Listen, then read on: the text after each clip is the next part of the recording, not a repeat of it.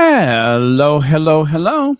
Welcome to Royal Sussex Live. Welcome, one and all. Thank you so much for being here.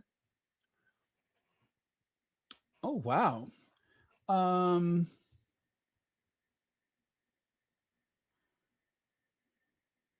okay. Well, thank you for being here first, Compton Cali Gal. And I hope you're still here. Wow, that was almost 3 hours ago. Okay. Well, sorry I'm so late. Let's see. Hello, Cookies and Cream. Heather Stroud. Oh, wow, you're still here, Compton Cali Gal. Oh, wait, where are you? There you go. There you go. All right. So, anyway, let's get into it. Okay. Um,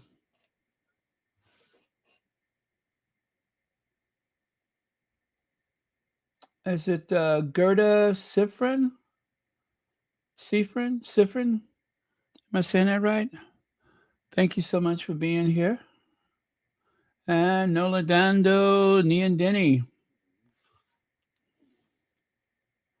Fancy, fancy. Cookies and cream. Connie Baumer. All right. Barbara Harris. Thank you. Thank you. Okay. I almost thought to myself, why don't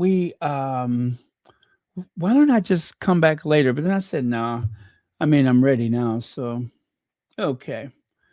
Don't forget, it is um it's the end of the Kaboom today.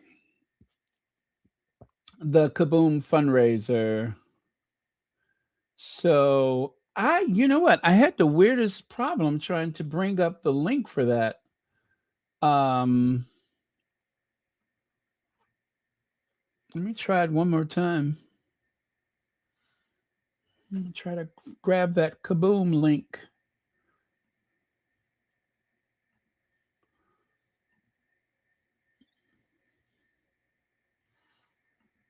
Mm. All right. I'm going to try to bring up that link one more time. I couldn't get it to open the last time.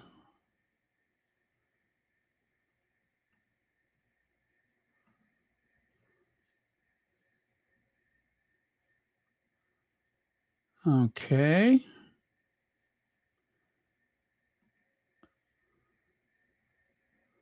Okay, it's just the page looks a little different. That's what it is. Let me try this.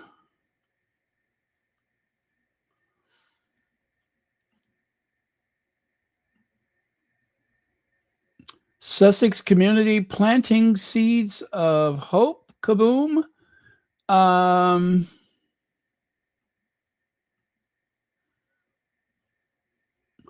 okay, that doesn't look like my usual page. I wonder if it's ended already. You know what, guys? I think we may have reached the end of it already. Is that right?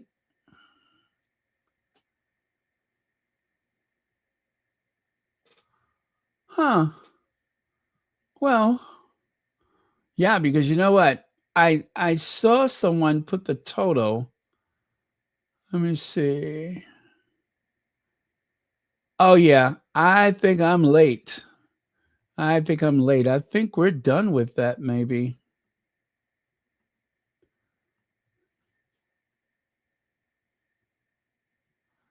But don't quote me on that. So if that is correct, um wait, did they exceed the amount? I know it was 20,000, right? Oh no, that is in the Canadian dollar. Still, I am not seeing it. Thank you, Sussex Global supporters. We are over 17,000 K ahead, heading to, okay, no, that was June 1st.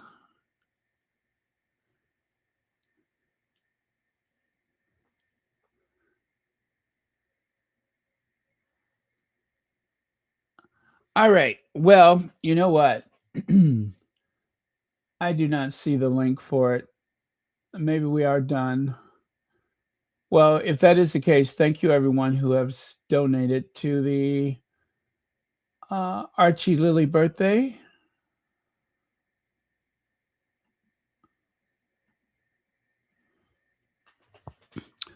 Although you can still make a donation.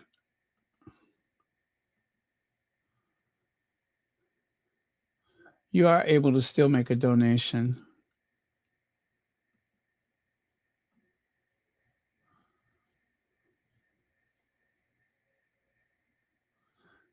Okay. Well, anyway, let me get on with it then. I got a million things open here. Let me close up some of these things before it slows down my computer.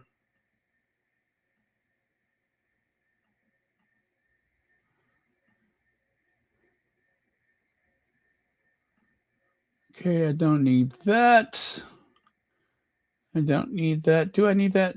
I better leave it.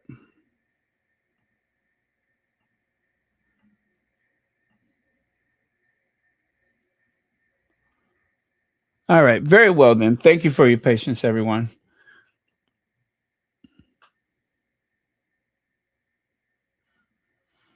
So, according to the office of Prince Harry and Meghan, Duke and Duchess of Sussex, congratulations to the Duke and Duchess of Sussex. That was June of 2021. A message of thanks from the Duke and Duchess of Sussex. On June 4th, we were blessed with the arrival of our daughter, Lily. She is more than we could have ever imagined, and we remain grateful for the love and prayers we've felt from across the globe. Thank you for your continued kindness and support during this very special time for our family. And then there were these photos. Yeah, there are the photos right there. Now, some of you all who are old school squatties like myself may remember it was Sunday morning and we were listening to Tina and Michelle, and someone said something about the baby. And this is, you know, a little unpleasant to think about, but well, Tina thought that it was some like prankster or something like that, or thought maybe that it was a deranger, and began to grill this lady for saying something that she had no knowledge of. Well, I believe that was followed by an apology because it did not take long before some people actually verified that it was the absolute truth. Now, I cannot help but think that that person, the lady who made the comment, I cannot help but think that, well, it was just unfortunate for her that she said it at the time that she said it, because we were all very nervous. We were all very nervous, hoping that um, Lily would be born without incident, that there wouldn't be any type of security issues. Do you guys remember that morning? And well, anyway, when we found out it was the 8th of June, so Lily was already born and back home to, well, at home in Montecito 4 days before we knew anything about it. So it was a very trying time because just like with Archie, with all of the crazy people out there and the threats and everything, you could not help but worry about every little detail of it. So fortunately, everything went just perfect. And well, it was a lot of tears that morning. It was a lot of relief, and I'm sure I speak for a lot of people. I was very nervous and anxious, and my shoulders was kind of, you know, up and just holding my breath. It seemed like I was holding my breath for days. But yeah, that was it was very nice that we were all together at that time. And I believe, and some of you all may back me up on this, I believe that when the news was made official, it just happened to be during the Sunday morning with Tina and Michelle, meaning, of course, that somebody at Team Sussex obviously thought if we were going to release this information, we should do it at the hour when most of the squatties were together. That's just a theory. That's just a theory, just a thought. But it does seem like it was interesting timing, a definite coincidence that the announcement was made while the Sussex squad was, shall we say, in church, in congregation. We were in our Sunday go meeting, our Sunday meeting. So, yeah, that is something I'll never forget about the day that Lily was born is that the announcement, even though she was born days before, the announcement was made during the Tina and Michelle. So that I think made it very special. A little later, we could have all have like said, you know, farewell to each other and then found out later that Sunday, but nope, it happened while Tina and Michelle was live on air, just like it should have. So I think that maybe somebody over there at Camp Sussex was listening, even if it was a staff person.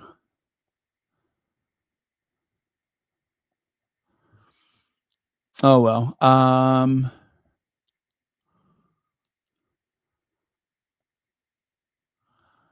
Oh, Mario's here. Yeah? No? Been a while since I've seen that name. Well, anyway, thank you so much for being here.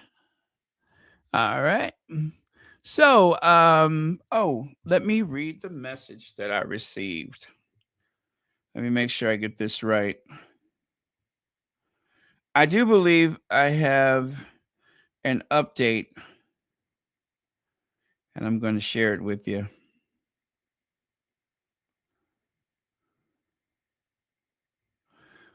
All the prayers helped. The surgery went better than they expected. There was a 90% chance, uh, something it says here, I can't make it out. Uh, Something would happen. And, but it went perfectly. Just a, uh, I'm something and shaking a bit. Give me 24 hours and I'll be good. Please let everyone know I'm really well. So that was a message from Elaine Parker, that the surgery went well and she's doing well. And well, and thank you all for your very thoughtful and kind prayers. Don't think you all didn't play your part. Thank you very much, everyone, for your prayers for Elaine Parker's eye surgery. Connie Balmer, thank you so much for the super sticker. All righty then. Hello, Francilia Mosley.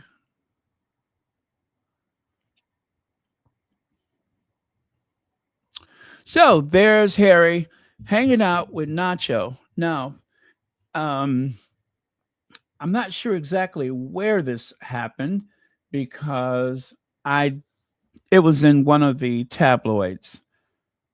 It was in one of the tabloids, and I did not go to the article, but apparently these are new photos, and I wish I had like some really great photos to share, but no, they're just kind of like, hanging out kind of photos. You'll notice that Harry has kicked his shoes off, and I believe that is is it, how do you say her name? Is it Daphne? Delphine? Oh my goodness. I forgot how to say her name. But anyway, that's Nacho's wife there. And I believe Nacho may have been doing some coaching. Yeah, I think it was some coaching going on because there's no image of Nacho or Harry on horse, but there's Nacho. Notice that he has also kicked his shoes off. So yeah, I think that they were just hanging out. Nacho obviously was coaching. Um, I suppose these may possibly be pap photos. Um, and yes, and don't the Sussexes have like some kind of polo thing coming up? So who knows? It may be related to that in some kind of way. But either way, always good to see Harry and his real brother, Nacho, hang out together as they have been for years. I believe they met in 2007. Yeah, I think they met back in 2007, but they have been best of friends ever since. And speaking of friends, I could not help myself. I decided to have some fun. So I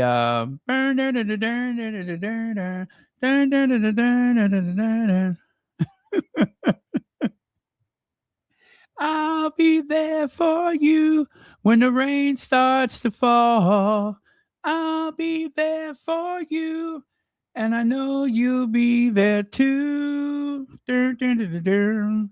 Yes, Friends, just like the TV show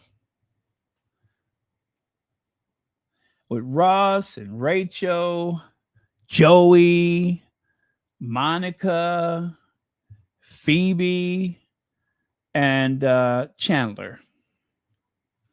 How do I know those names? But yeah, so yeah, just some friends hanging out.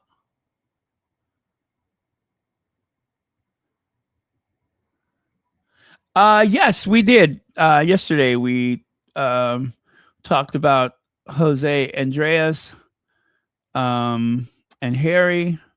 They were hanging out. Did not have a lot of information to go with that, except well, yes, we did because Jose Andreas. It was his book. It was his book.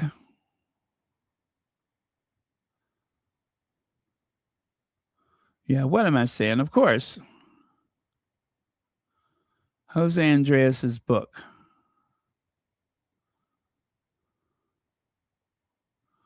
Where is it at? There we go.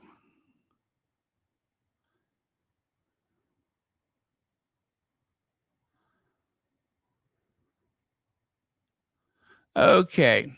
So again, uh, Harry and his real brother, Nacho, not that cheap knockoff, that heretic of the kingdom.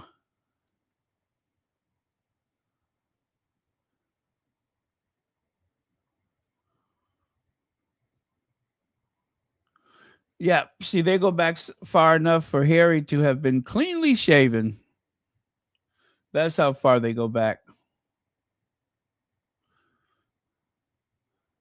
Yes, Harry has family here. He has family here. Lots of family. And of course, as I said, a friendship that has carried over to the wives, and I'm very sure the kids.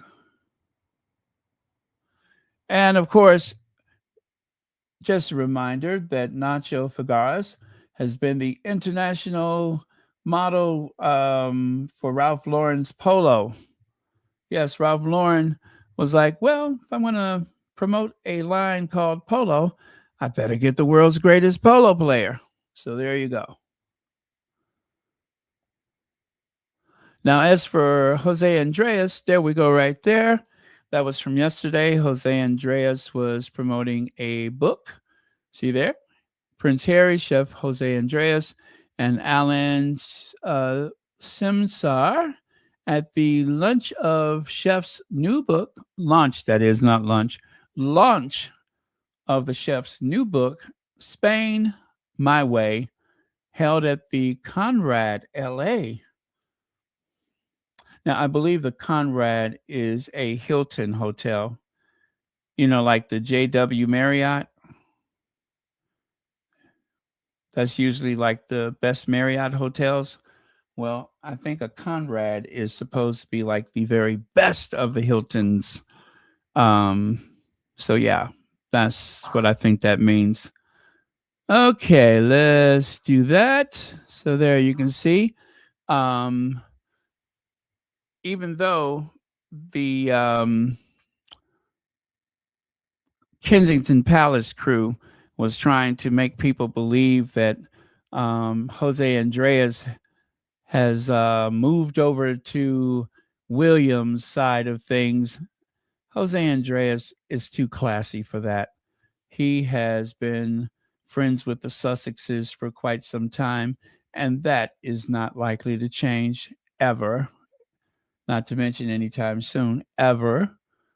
So much so that he even managed to participate in Meghan's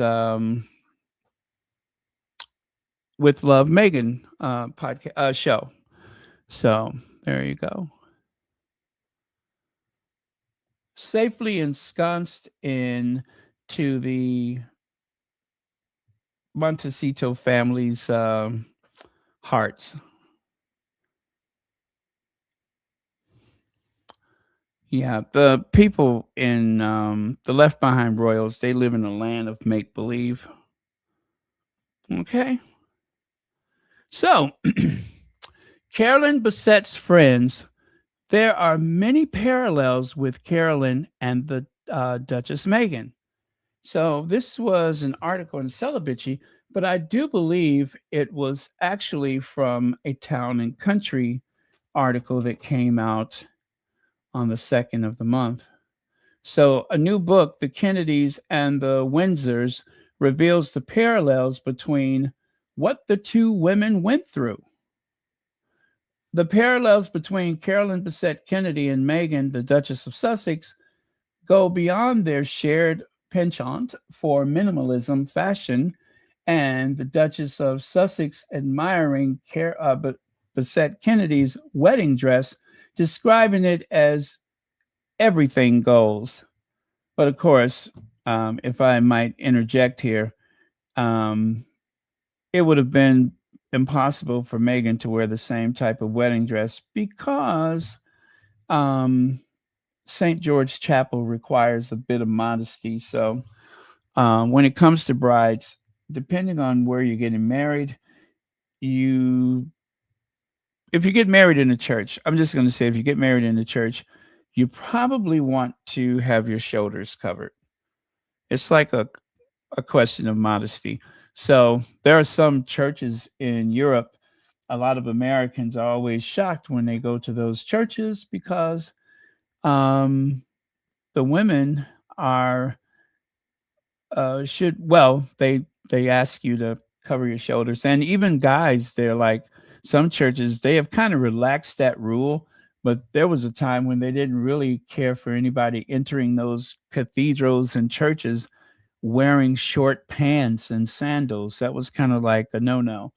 But I think that a lot of that has been relaxed as of late. But you could always find the Americans because the guys are wearing those big, gigantic cargo shorts with all those pockets full of everything they'll ever need in life. You're like, are you an American? Thought so. But yeah, so anyway, that probably would not have worked out for a royal wedding. But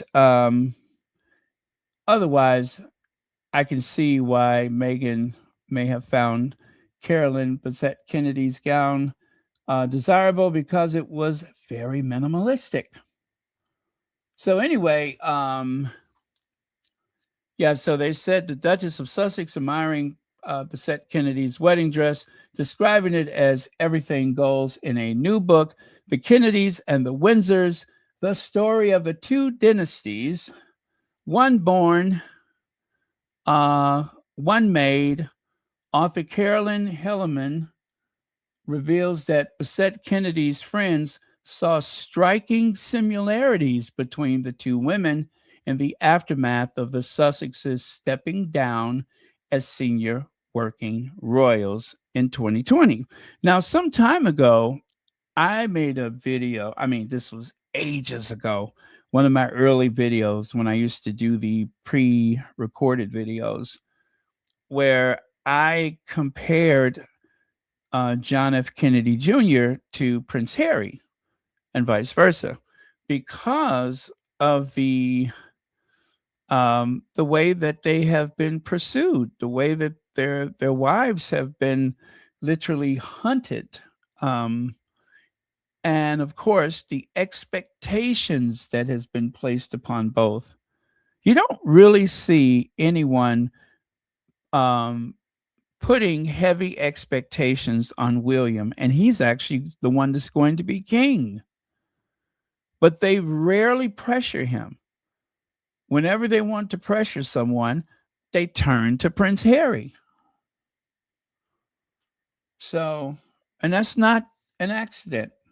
I believe it's quite deliberate and is probably something that has been arranged by the palace. But anyway, I'll continue here. Oh, you know what? Oh, I'll grab this for you guys. So it says, certainly there are people today who would balk at the comparison between Meghan and Carolyn Bessette. Writes Helleman in The Kennedys and the Windsors.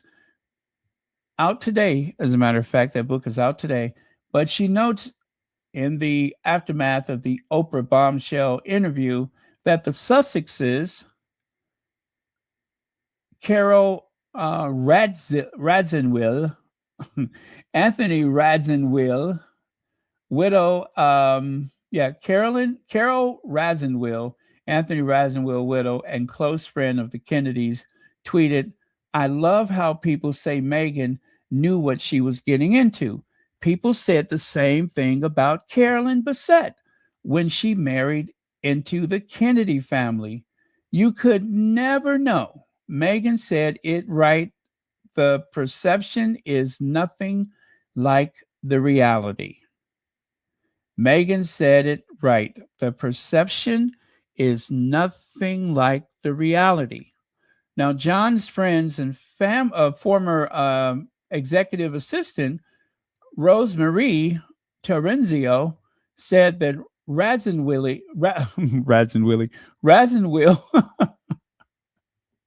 I'm not liking this name. It doesn't roll off the tongue.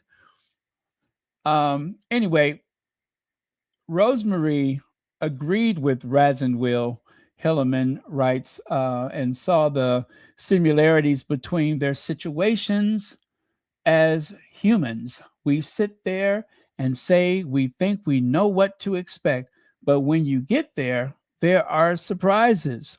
Rosemarie says it was something that she was not prepared for, not because she didn't know who John was. It doesn't matter what's in your head. When you're experiencing it, your emotions, your entire being has the experience. So you could sit there and say that about anything. I could read a book about skiing, but if I've never skied, I really don't know what it's like. Great point.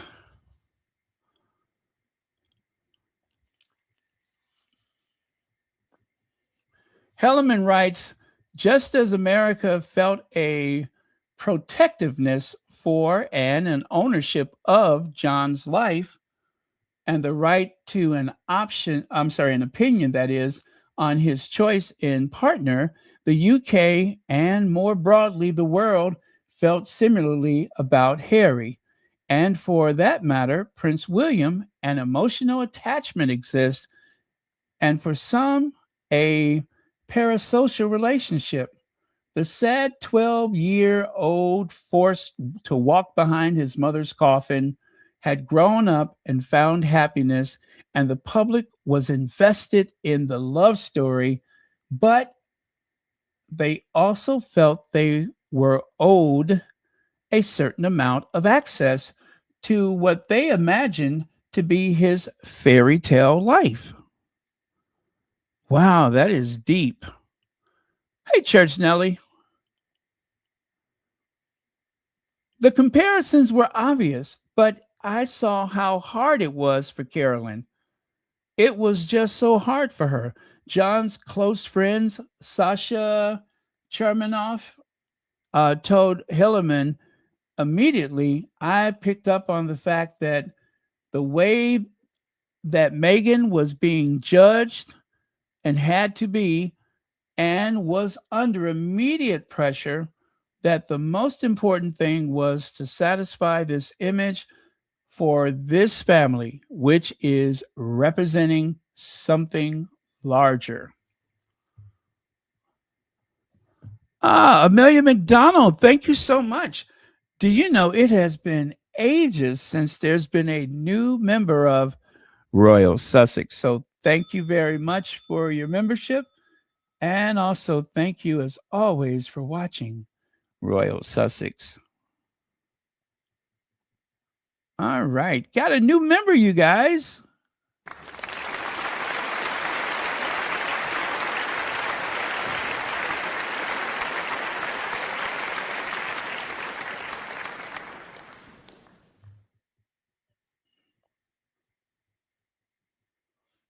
So, there you have it.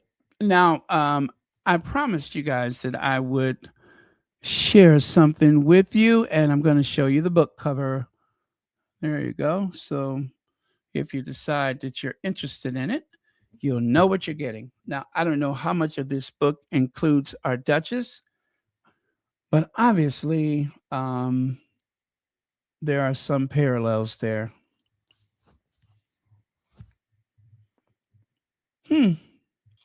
Okay.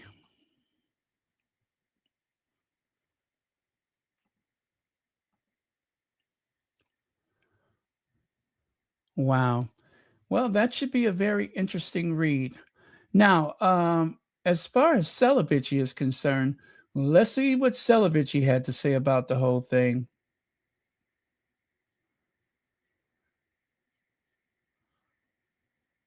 Because of the success of Love Story, John F. Kennedy and Carolyn Bessette, there is such renewed interest in all things Carolyn, from the work to the fashion to how she was vilified and smeared. Well, many of Carolyn's old friends believe that there are parallels between her life and the Duchess of Sussex. Both were fashionable, independent American women who married into controlling and judgmental dynasties. And both were and are vilified and smeared to this day. When Meghan and Harry were first engaged, you could tell that Meghan was very inspired by Carolyn's style too. But there are even more parallels. And again, that article was in Town and Country in case you're interested.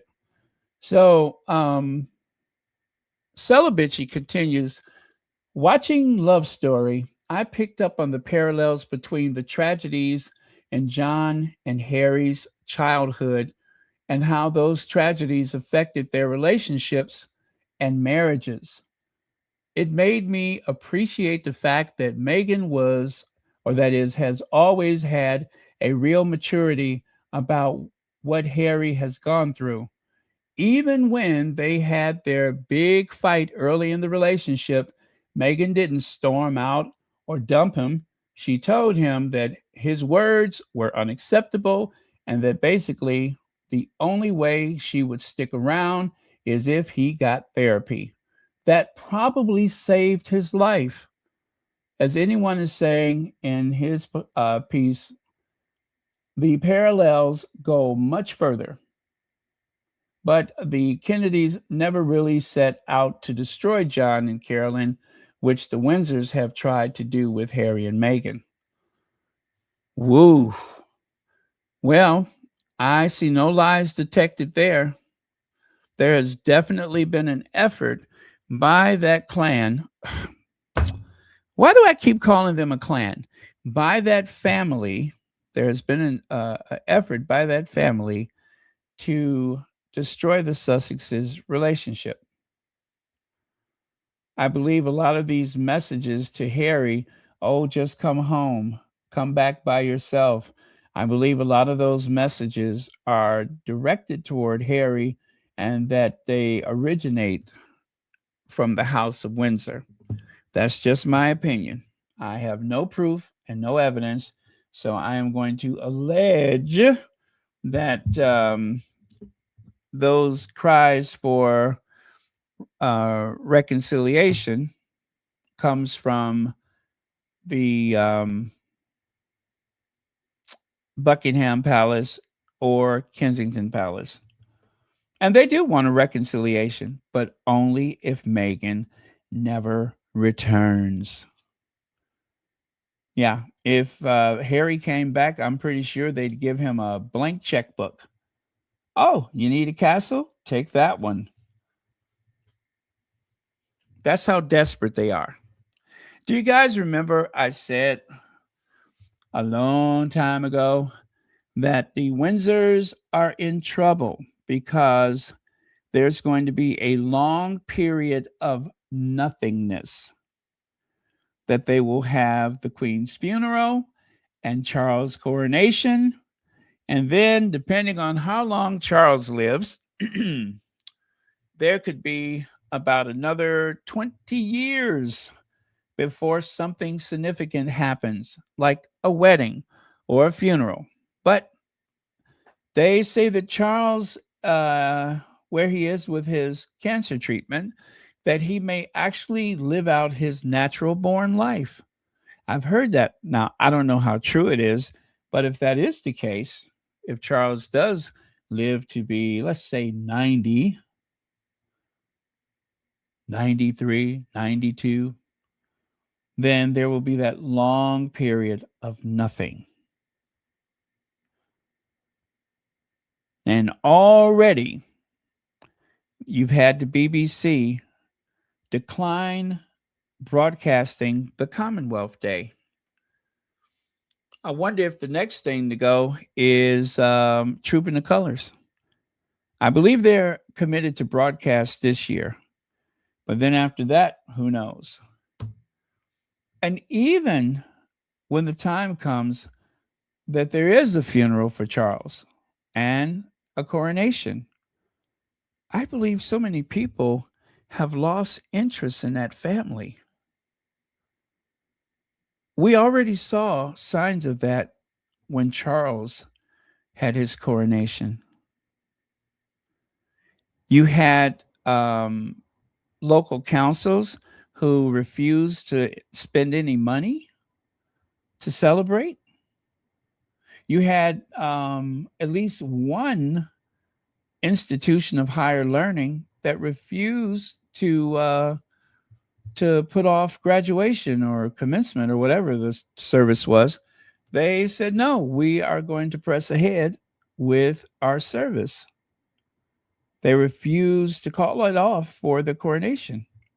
And there were a lot of people complaining because of the interruptions, the street closures. Of course, there were people who refused to accept the official portrait of the king.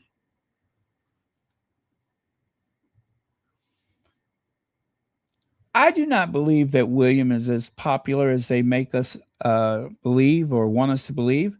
But when the time comes, we will know for certain exactly how popular Willie Windsor is. We'll find out for certain how popular he is or isn't popular. So, yeah, the article is in the Town and Country, and this is the book from which the article was inspired.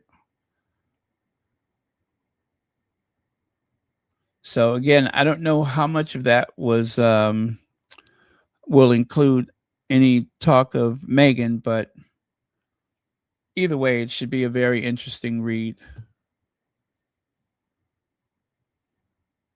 Ha ha! There we go. Tan France defends Meghan Sussex and leaves Vanessa Feltz with no drama to sell. Yeah, she was looking for something. She was fishing. She was on a fishing expedition, but well, it didn't pan out too much, did it? It all went south. Another day, another media figure trying to bait someone into trashing Meghan Sussex. Vanessa Feltz, who has made criticizing Meghan a recurring theme of her media commentary, tried the same tactic again. She invited Tan France onto the show, ostensibly to talk about his career, but spent the segment trying to get him to pile onto the so called tumultuous criticism of With Love Meghan. And it did not go the way Vanessa hoped. Tan appeared in an episode of the Meghan's Netflix lifestyle series, defended his friend gracefully and firmly. He explained that the show was never meant for the British audience, describing them as too cynical and uninterested in whimsy because life in England is hard and people do not have time to fuss over making a charcuterie board pretty. When Vanessa asked if he would give Meghan fashion advice, Tan shut that down too, stating that Meghan dresses well, does not need his advice, and is really a chic dresser. You could almost hear Vanessa deflate.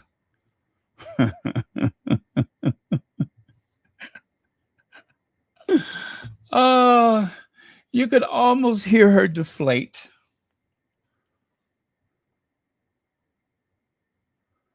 So Meghan earned plenty of criticism with Love. Meghan aired on Netflix last year, with the lifestyle show being described at one point as an utterly deranged, bizarro world voyage into the center of nothing.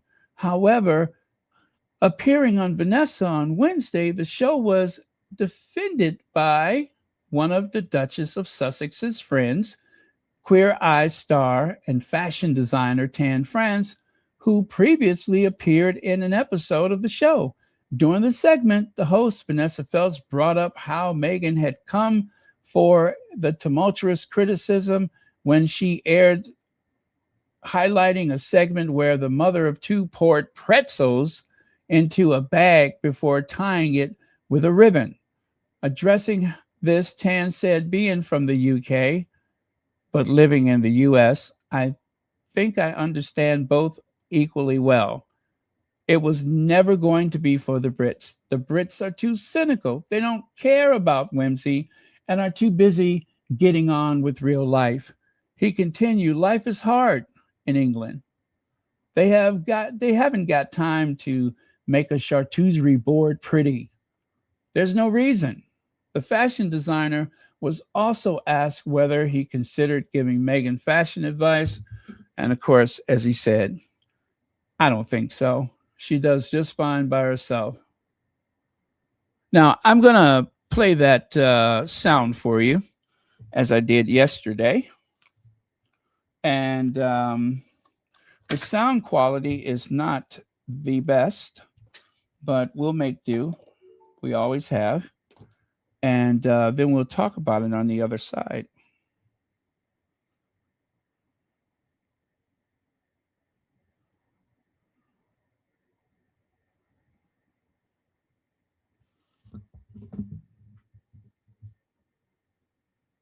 So we've done a bit of name dropping already. You've mentioned John and Jovi. That was in your first answer, but we're going to go up a few notches here. Viewers may have seen Tan hanging out with the Duchess of Sussex on her show with Love, Meghan. Let's have a look at this. Are you going to take this off? Here, let me put it somewhere for you. Fabulous. Make yourself at home. I love it. Oh, boy. Do you want me to whisk the eggs, or are you doing it all in this pan? We're going to do it all in here. I almost forgot. There is some copyright there. So I'm going to pass up that music and then get back to this part.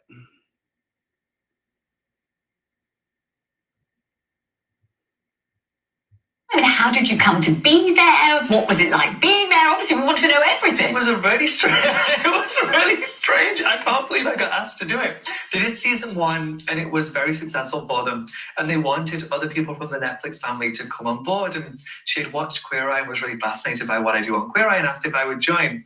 I had such a wonderful day. I couldn't believe I was asked, and I felt so honored to be there. I really did. The production is massive. I've never seen a larger production.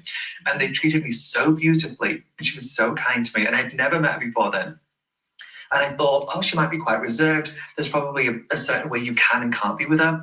But I was really particular before I went in. I said, I'm myself. I'm a northern boy. I'm from South Yorkshire and I don't know how to be fancy. And so I'm going to say what I want. I'm going to swear. I'm like, be whoever you want. I think that was quite jarring for everyone. There's a lot that got cut out. And was she shocked by you, or was she amused, or both? She wasn't shocked. It was surprised that no one talks to her the way I think I was speaking to her. I can't say hey because we're on live TV, but the way I would speak to my gay friends or my girlfriends, that's how I was talking to her. There was no filter. And I think she was just relieved that somebody was treating her like everybody else. And what were you doing? Were you meant to be cooking, or was she meant to be cooking? What was meant to be happening? I was meant to be teaching her how to make my mother-in-law's French toast. And then she was going to teach me a craft, which she did.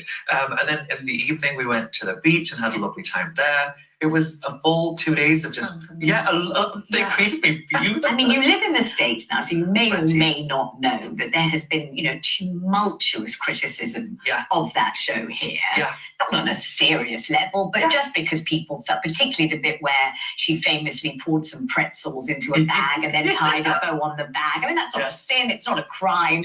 But people did feel, I think some people thought, oh, come on, talk about teaching us to suck eggs. We know how to pour pretzels into a bag, we probably know how to tie a bow, and none of us would want to. We could, but we don't want to. And, putting vegetables in rows and that kind of a thing. And I don't know whether it went over that way in the States or whether Americans liked it more than we liked it, or quite what. So being from the UK but living in the US, I've been there for 20 years and I was here for 23 years. I think I understand both equally well. It was never going to be for the Brits. The Brits are too cynical. They just don't. They don't care about the whimsy. Like they're too busy getting on with real life. Like life's hard in England. They haven't got time to make a charcuterie board pretty. There's no reason. Or biscuits for the guest dog. Yeah. Yeah, and even the guest did look a bit surprised. She's like, oh, they're biscuits for my dog. But I wouldn't say she looked thrilled. But it's very American. It's right. Hampton. It's very Hampton. Are you still friends with Meghan? Yeah, we text. We have a textual relationship. How is she? Lovely, really well. Yeah, really well. Would you ever consider giving her fashion advice or styling her? She doesn't. Do you know what? She dresses wicked. She doesn't need my advice. She's a really chic dresser. I like the way she dresses a lot. I won't give advice unless somebody asks. But even if she asks, there's nothing I could say. She usually looks fab. Okay, all good, all lovely stuff. I'm going to talk about the play that you're producing a bit later.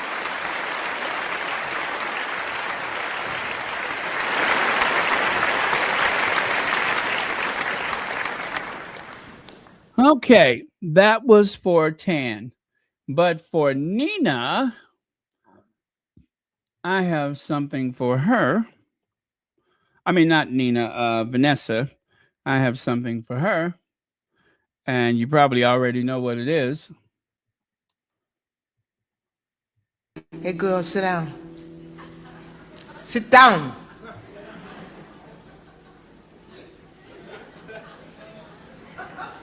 Sit down.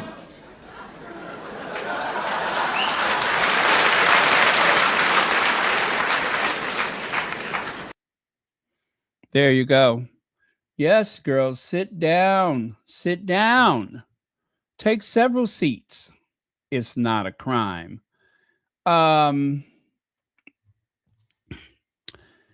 Vanessa, at one point, thought she was going to get by doing some show where she would do some parody of With Love Meghan.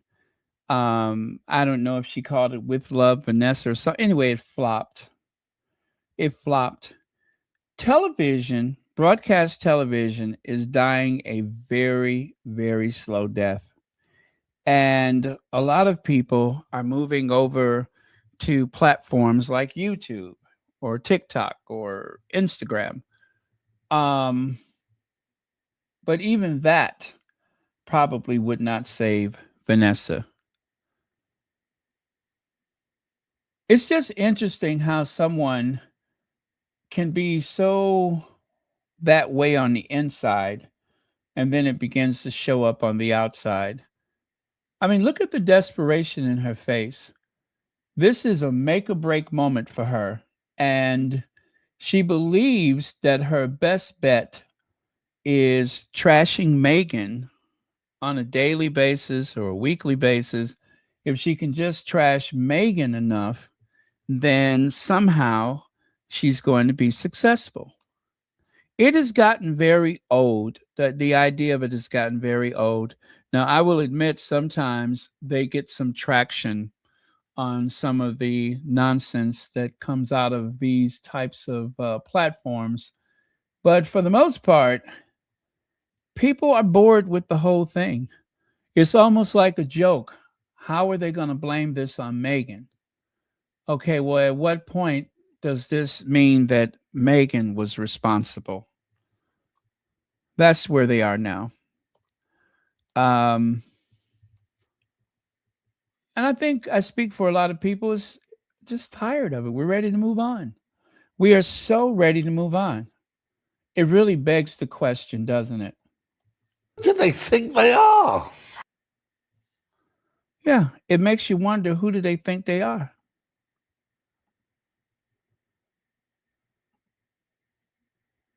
There's a lot of people that are still clinging to the hope that they're going to have a big television career while broadcast television is gasping for air. And Vanessa, well, I don't know what they're paying her, but her best years are far behind her. And it's all downhill from here. The fact that she needs to rely on the ambush to get clicks and views and engagement, it is glaringly obvious that things are not going well for her. Ain't nobody got time for that. Yeah, so ain't nobody got time for that. I ain't got time for that. Y'all ain't got time for that. Ain't nobody got time for that. Ain't nobody got time for that. Who do they think they are? Stars. Anyway, oh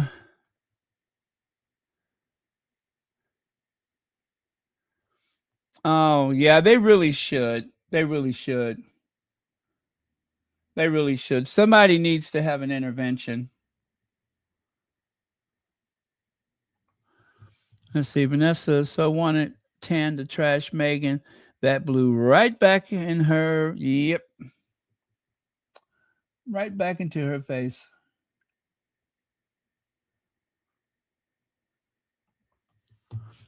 Vanessa is a hypocrite saying it's nothing serious.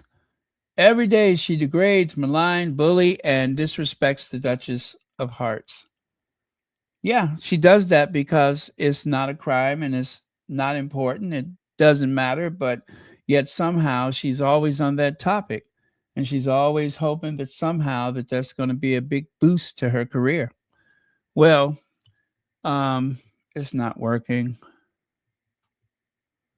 It is not working.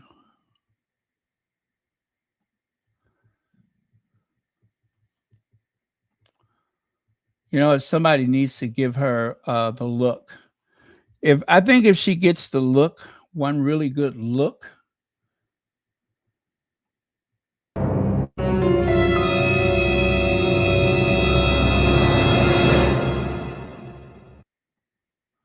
Yeah. Sometimes you have to try to cut them down with your eyes. You know what I mean? It's all in the eyes. You got to cut them to pieces with your stare. That's how you do it. You got to give them the look. Yeah, like that. The look that says, "Have you lost your mind? Are you unwell?" But anyway, I didn't really know much about Tan. I never watched pretty much anything that he's been on. I haven't seen anything. But now I'm a fan because he's on the right side of history. Yes, he is. And of course, who can forget those famous lines from the With Love Meghan when he says, "What's that you've just added?" Wow.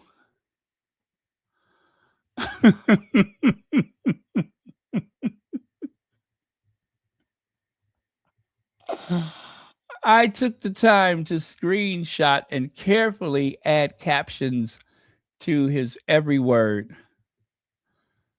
That was like the funniest thing the whole season.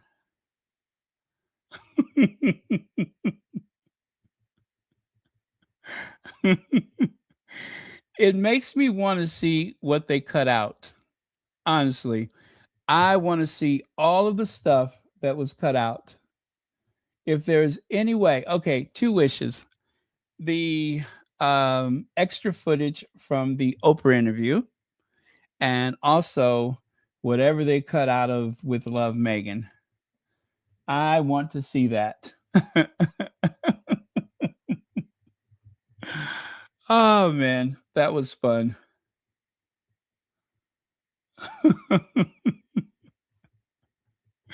Fans in stitches after Queer Eye star calls Meghan's cake decoration the gayest thing he'd ever seen.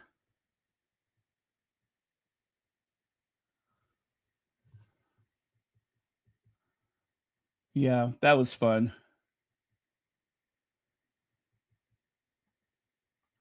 And of course, the ending. Notice again, Meghan, no shoes on, as they walk over to the beach. That was beautiful.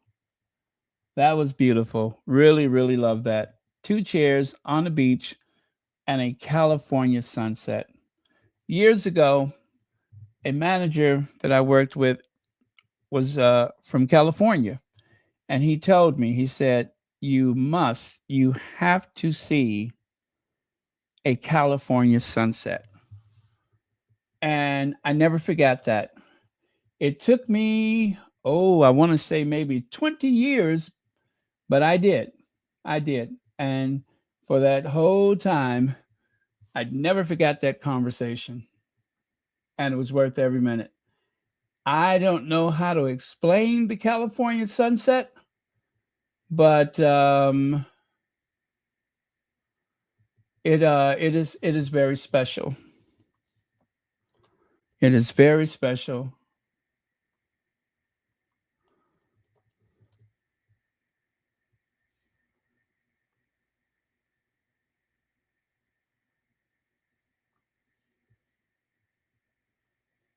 Okay.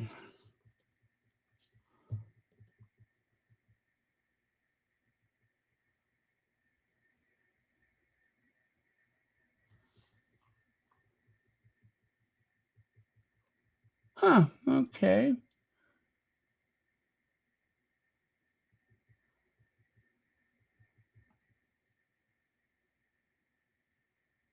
All right. Moving on.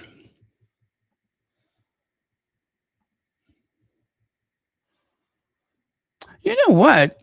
Do I have a picture of my California sunset? I think I have shared it before. Let me see if I can find it.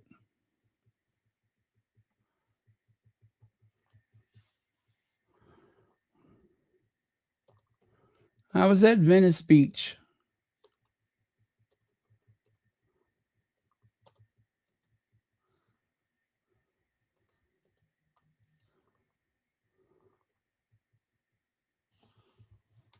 Oh, yeah, I do have a picture of it.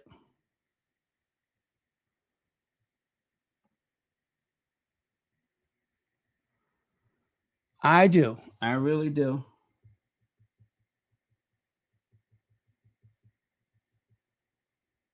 My first California sunset.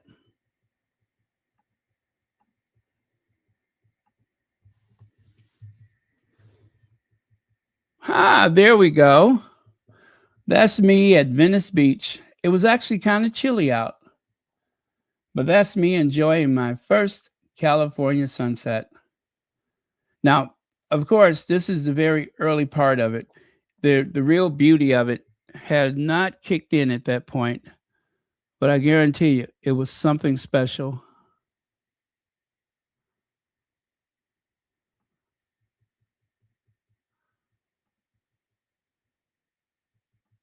Yeah, it was something special. That is one that I'll keep with me.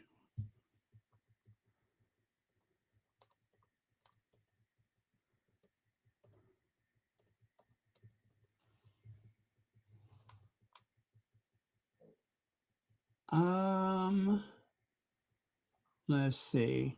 Oh, all right. And because of course I was playing photographer, right? Check this out. Check this out. How beautiful. Huh? It was that golden hour, right? But I want you to notice all of the people in the background there. How everybody is facing west all at the same time, except for this guy walking with a surfboard and me taking a picture. But I saw that mirror reflection and I thought that was pretty cool. So I snapped a photo. But yeah, that is the golden light of the California sunset. Here comes the sun. Here comes the sun.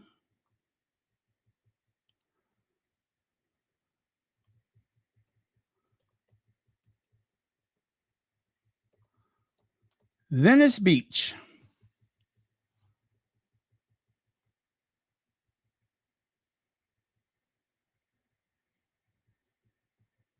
Yeah, and it only got more special from there. Let me see. I'm going to show you one just as the sun slipped beneath the horizon. Let's see. I'm trying to pick a good one. I mean, the colors in the sky were so almost dreamlike.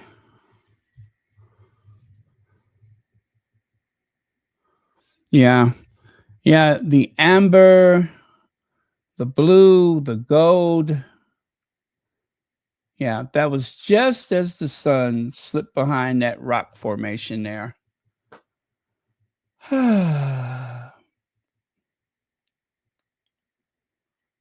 Yep, that was very special. Okay, let's move on.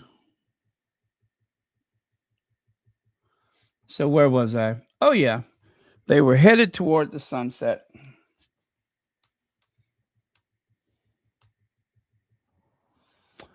Well, this is rather alarming. Norway Crown Princess,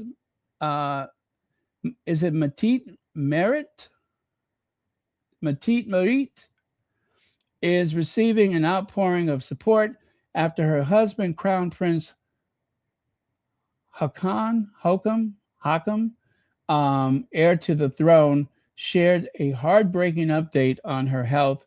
The royal mom of three, who was diagnosed with chronic pulmonary fibrosis in 2018, has reportedly become seriously ill in recent months, with her condition worsening significantly despite her ongoing battle. So sorry. Marit,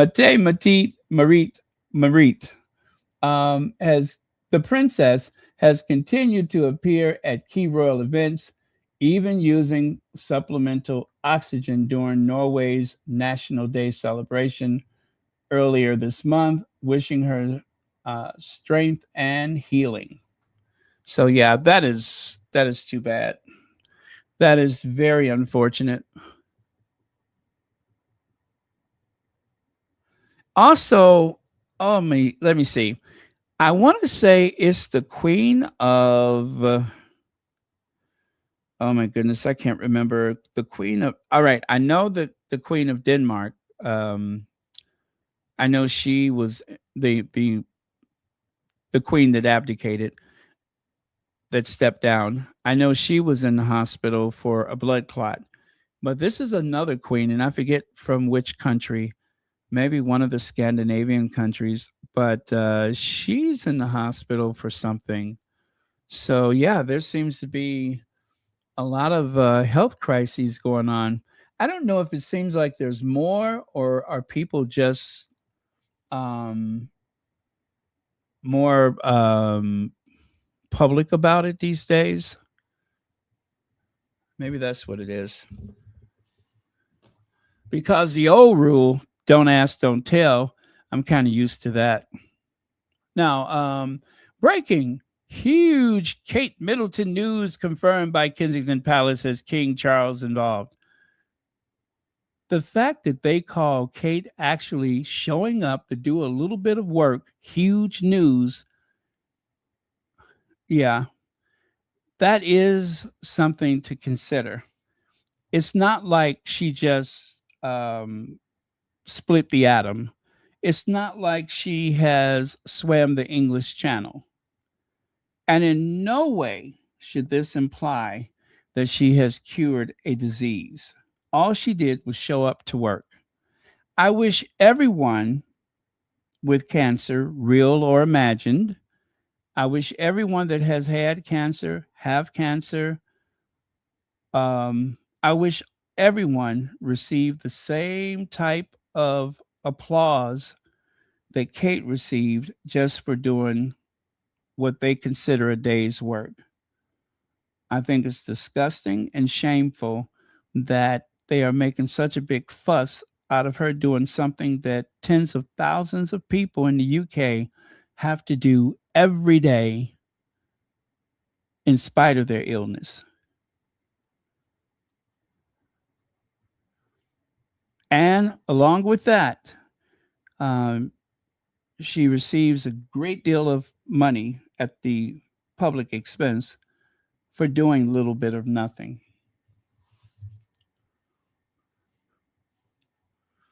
Make them quit. Please make them quit. Let's see. I saw California sunset from Hearst Castle, Southern California. It was unbelievable. And I'm from Northern California. Wow. I know someone who went to Hearst Castle, and they say it is very special. I have never been there. You know, I'm embarrassed to say I have gone to many a castle and cathedral in Europe. How many castles have I visited here in the United States? One. Only one. And that was the Biltmore. Just that one. Other than the Biltmore, yeah, I don't think I've been to any. So I got some making up to do, right? If I can go and see a European castle, surely I can see a domestic castle. After all, well, you know what? I don't know if you've ever been to Europe, but if you've been to Hearst Castle, you've been to Europe, because just about everything inside of that place was once part of a great country estate in the UK. So you don't even have to leave California to go to Europe. Half of Europe is in Hearst Castle. Everything from the panels on the wall to the parquet on the floor to the marble on the fireplace, it all comes from Europe.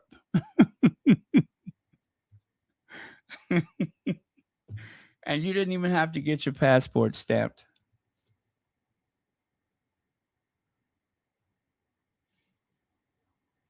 Okay. But yeah, thank you so much for sharing that with us. and I'll have to try to make it a point to do that.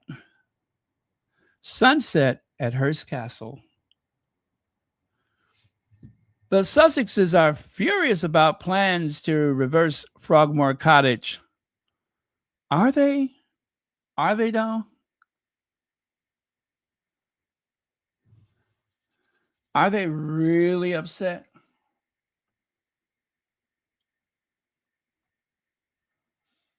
I don't know about that.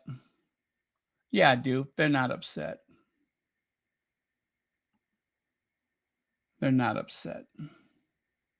They have moved on a long time ago.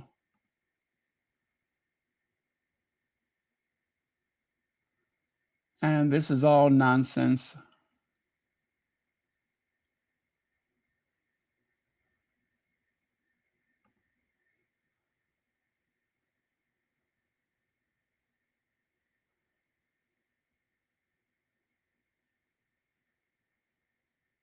Ooh, that's interesting. You know what, guys? There's a video going around of Afro Annie walking in the rain. And I have to give it to Annie. Someone handed her an umbrella, and she took it and gave it to the vicar.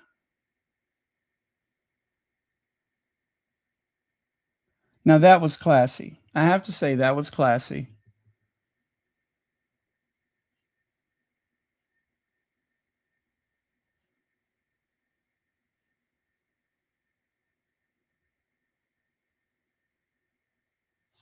Yeah, that was very classy.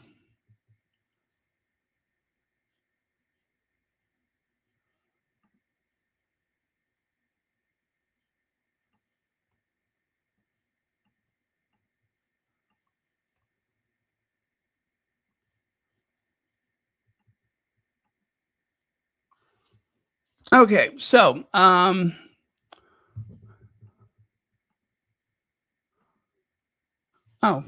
all right, let me share you a little something of that.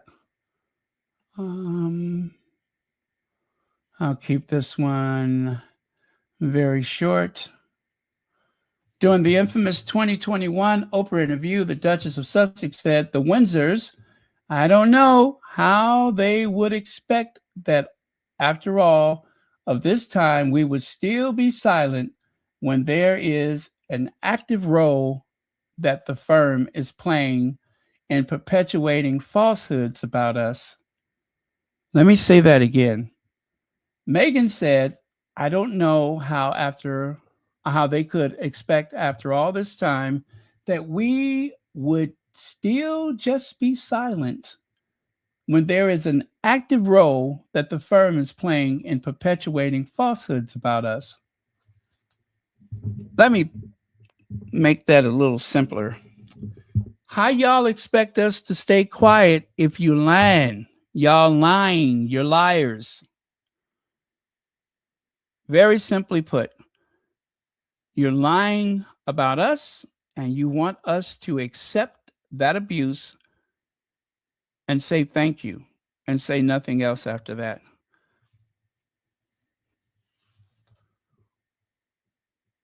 I really do believe a lot of the outrage is just the fact that they stood up for themselves. I'm sure a lot of it has to do with what was said about the firm, but that they stood up to the firm, that they pushed back. That's the problem.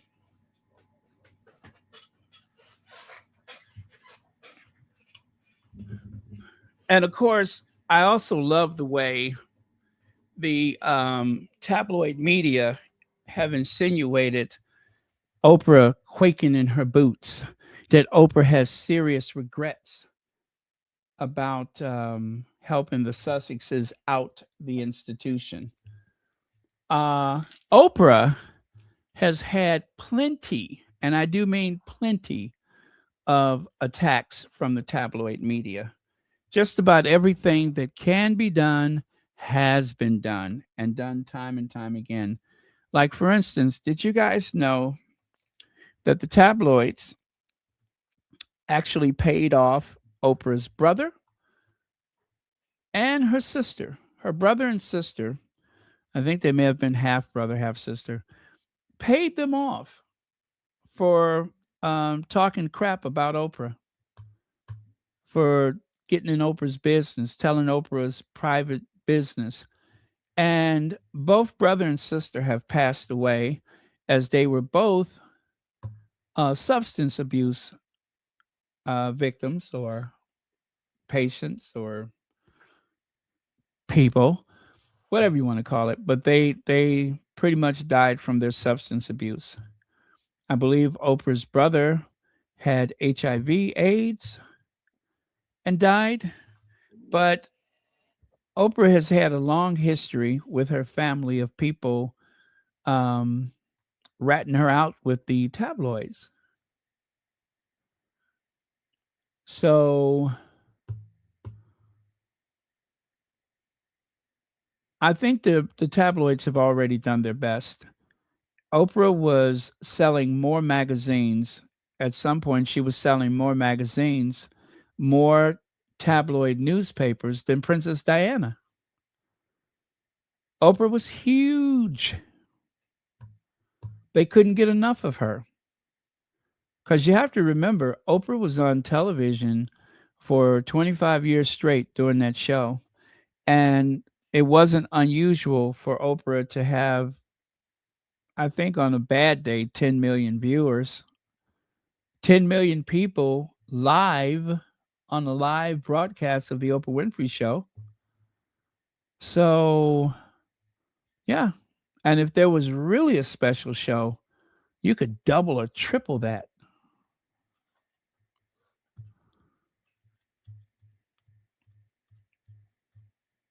So this idea that Oprah has all these regrets, Oprah was uniquely placed to help the Sussexes tell their story because she's lived that story. She's lived that story.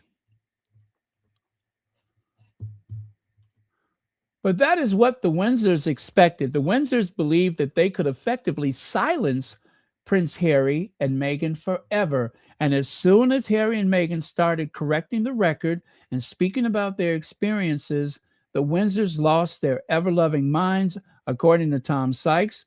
Immediately following the Oprah interview, the Windsors wanted to evict the Sussexes from Frogmore Cottage as punishment for calling them racist, which would in fact prove their racism.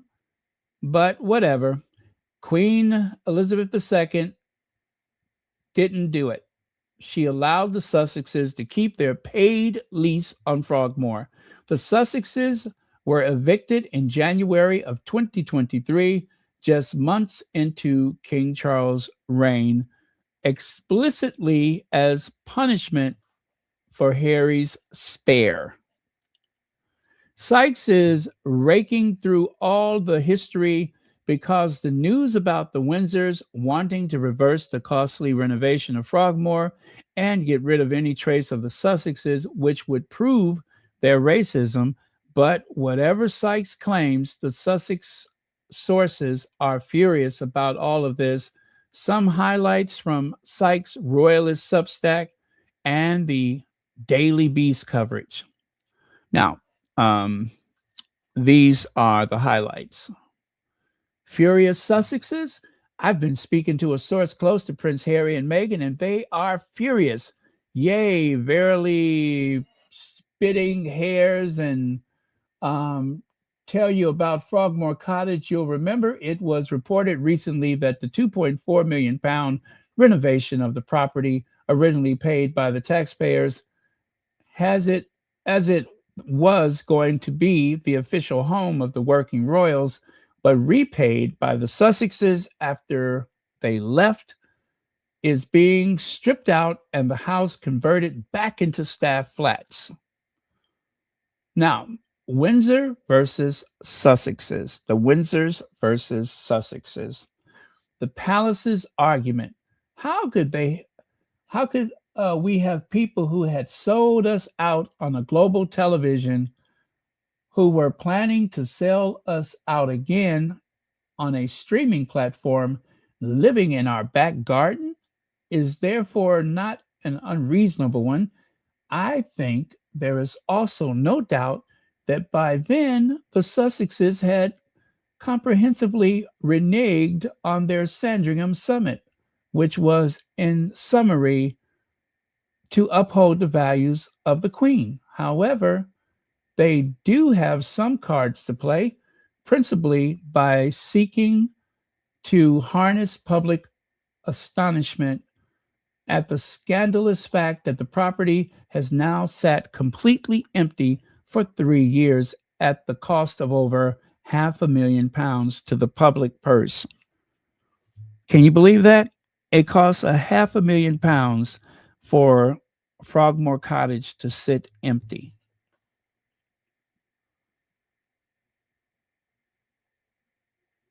Sykes claimed that the eviction was a punishment. The eviction wouldn't have happened under Queen Elizabeth II. Okay, I'm going to skip all that. Again, the Windsors genuinely believe that Harry and this is from Celibici. Oh, no, it's not. That is from, is it? The Windsors genuinely believe that Harry and Meghan were never going to speak out about how they were abused by the institution and specific people within the institution. So there was a rush to pile on the publicity, pile on and publicly punish Harry and Meghan for speaking out about the abuse they already suffered. And even then, Queen Elizabeth II was a moderating force on all of the short-sighted and petty people in her orbit. She still wanted the Sussexes to have Frogmore as their UK base. Okay. Well, that was interesting. Let's move on. Well, this is Harry and Meghan. I think they're at Frogmore here. Okay, before I do that, let me take a look at some of your comments. All right.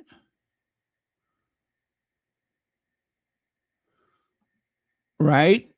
Everybody else in the family has a hall, a castle, or a palace, or at least a house. Clarence House, Admiral Hall, Bagshot Palace, or whatever. Bagshot Park. Okay, well, anyway, you get the point. But the Sussexes, Frogmore Cottage. Frogmore Cottage.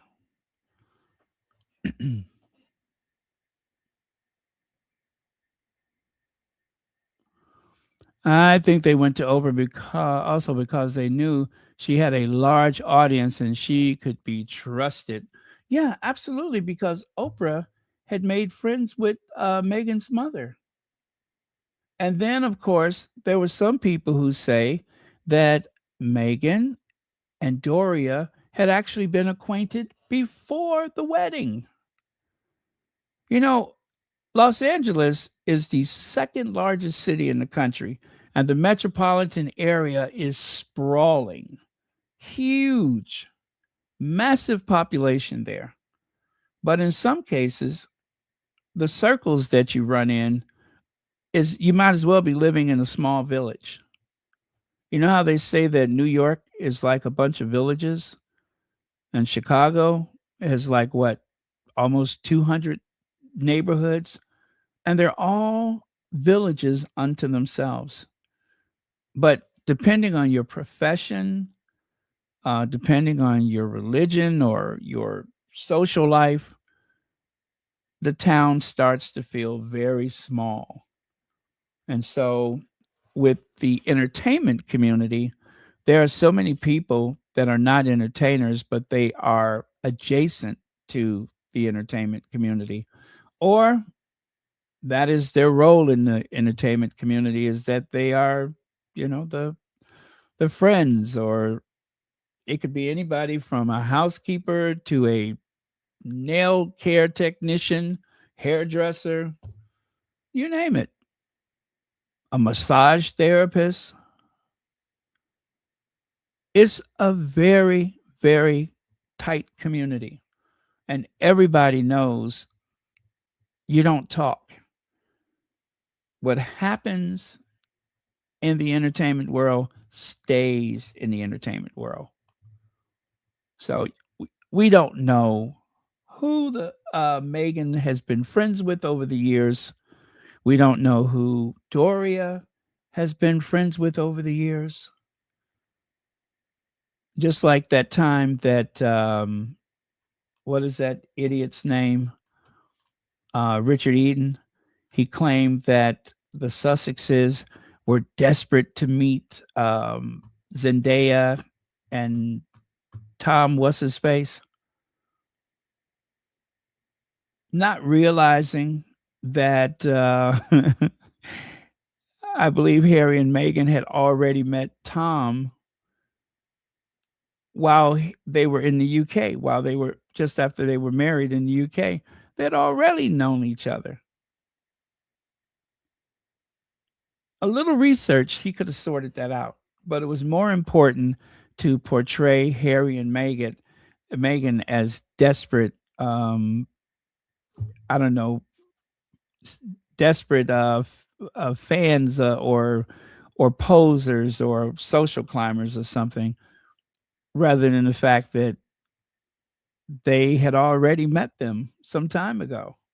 And of course, Meghan practically grew up on the set of Married with Children. So believe me, having had that Beverly Hills lawyer for most of her professional life, she knows a lot of people, and she's a letter writer. And when you write letters to people, when you write a note card to a person, they never forget you. They never forget you. Yeah, that's it. That's it.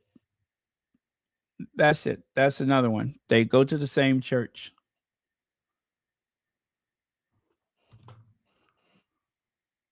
Yeah, the tabloids, they love to believe that oh no, I take it back. They love for you to believe that they have a handle on all things Sussex, but they don't know jack.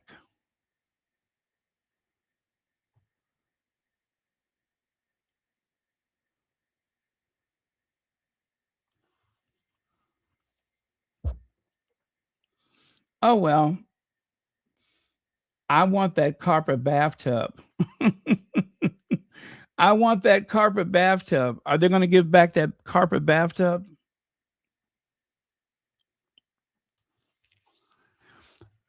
The Princess of Wales was a last-minute addition to the lineup for the palace reception for cancer research this evening. Did you guys know that? Someone whose public narrative now centers on a cancer journey has been missing from multiple cancer-related events hosted by the King, which has raised several questions about her cancer journey, which has failed to stick. The crisis manager read the room, so she had to be squeezed in this one. That's why she was a last-minute addition to the Cancer Research 125th anniversary. This was supposedly the first joint engagement between Kate and Charles in 4 years. I repeat, the first joint engagement in 4 years.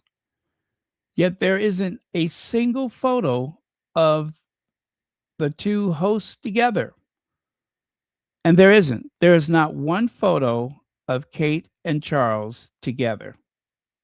Now, to be fair, I did see Kate curtsy to Camilla, the Queen Consort, but I have not seen anything of Charles and Kate together. This was supposedly the first joint engagement between Kate and Charles in 4 years, and yet there isn't a single photo together. If Kate was hoping for a front page headline, making photo op like she always does. Charles seemed to have swerved it entirely. Yes, Charles swerved. You guys, no matter what you think of Charles, he is not new when it comes to, as a matter of fact, he is more experienced with stage management than even his mother. He is very adept with his appearance. He knows his mark, as they say. He knows his mark. He knows the light. He knows where the cameras are. He knows exactly how to BS his way through any situation. Kate just doesn't have the smarts for that yet. She doesn't have the chops.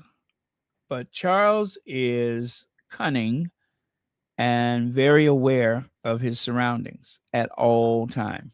So if he wanted her to be in the photo, it would have happened.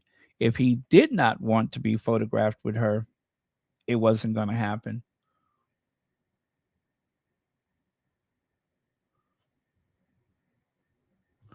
Well, it wouldn't be the first time. Do you guys remember when Kate went to that flower show? Charles and Godzilla was supposed to feature on all of the front pages, all of the big headlines. And without their knowledge, Kate showed up. I believe they had bussed a bunch of children in. Now, what I don't know is whether or not those children were bussed in for Camilla or were they bussed in for Kate. But what I do know is that by the time Charles and Godzilla showed up, the press had already gotten all the photos they wanted, and there were very few photos of Charles and his emotional support, Godzilla.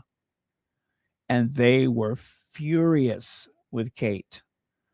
And if I'm correct, that's around the time when there were no tiara functions for Kate. There were no evening events for Kate. You guys remember that? And that was around the time, I think it was like up to a year that she was out in the cold. And of course, breaking all the protocols, Sophie was told to wear the lotus tiara, something that should never happen. When you are assigned a piece of jewelry, it is yours for life until Kate becomes queen consort, and then Kate will have the chance to say who wears what. So they instructed Sophie, as a warning to Kate, they instructed her to wear the lotus tiara. Kate was unavailable that night, of course. And they didn't even change out the cushion for the tiara. They left the dark velvet lining the tiara as opposed to changing it to a tan or gold color for Sophie's hair.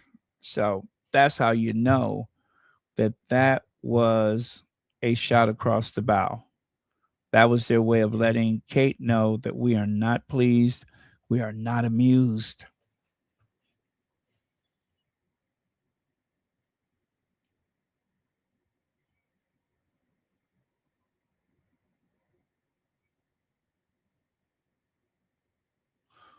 Okay. So take a look here. The toxic British media losing their minds because Meghan has fans. They are angry that Meghan gifted a hamper to one of those fans. I see a narrative they're trying to build, but while they are at it, let's do some rewind. Well, if you look over here on the left, there's Camilla having lunch with hoghead Pierce Morgan and Jeremy Clarkson. Right? And this was after Jeremy Clarkson. Oh, actually, I take it back. That was the day before Jeremy Clarkson wrote that article about Meghan. It was the day before. But welcoming Pierce Morgan with all of the nastiness that he's had against Meghan and Harry.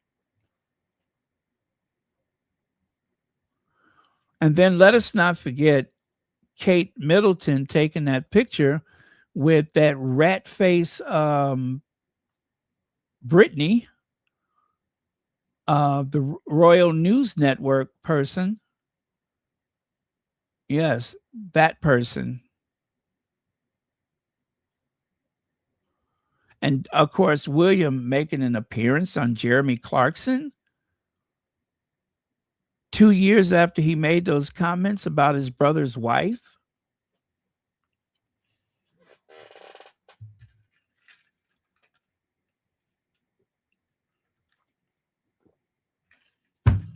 So, yeah, well, there you have it. So, yeah, they don't have room to criticize. They have absolutely no room to criticize, especially the way that Meghan and Harry has been treated, and yet they continue to break bread with the enemy.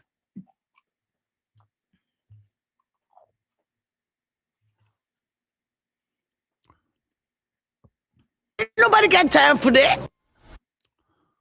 Yeah, anybody got time for that?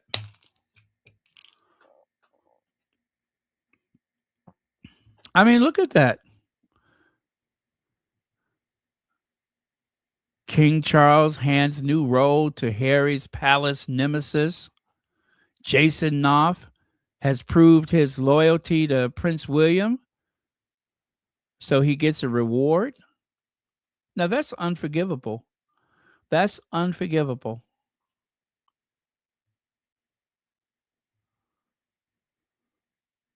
And of course, Piers Morgan claims that they thanked him. And how did he thank them? Well, they said thanks to him for standing up for the royal family. And he said, "You're welcome." And then outed Charles and Kate. That was his way of saying you're welcome, as he outed Charles and Kate as being the family racists. With friends like Piers Morgan, who needs enemies?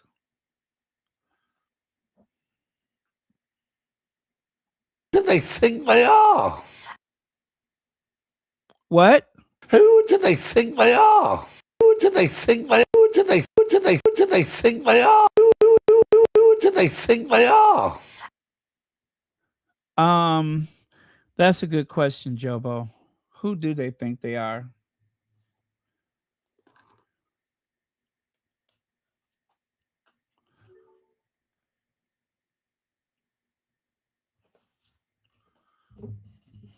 Well, y'all are having a good conversation, and I'm missing all of it.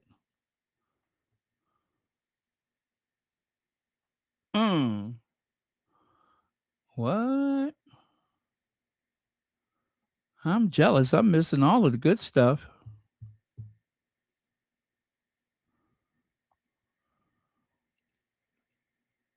Okay. Anyway, where was I at here? Oh, I was going to play the sound for you.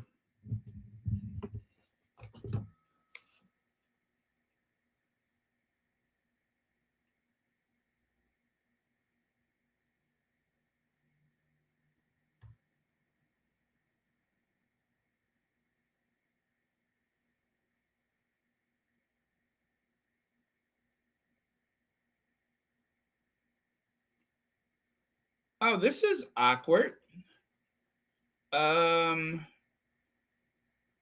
Well, I didn't save it. Okay, give me a second here. I'll find it. I will find it. Won't be long.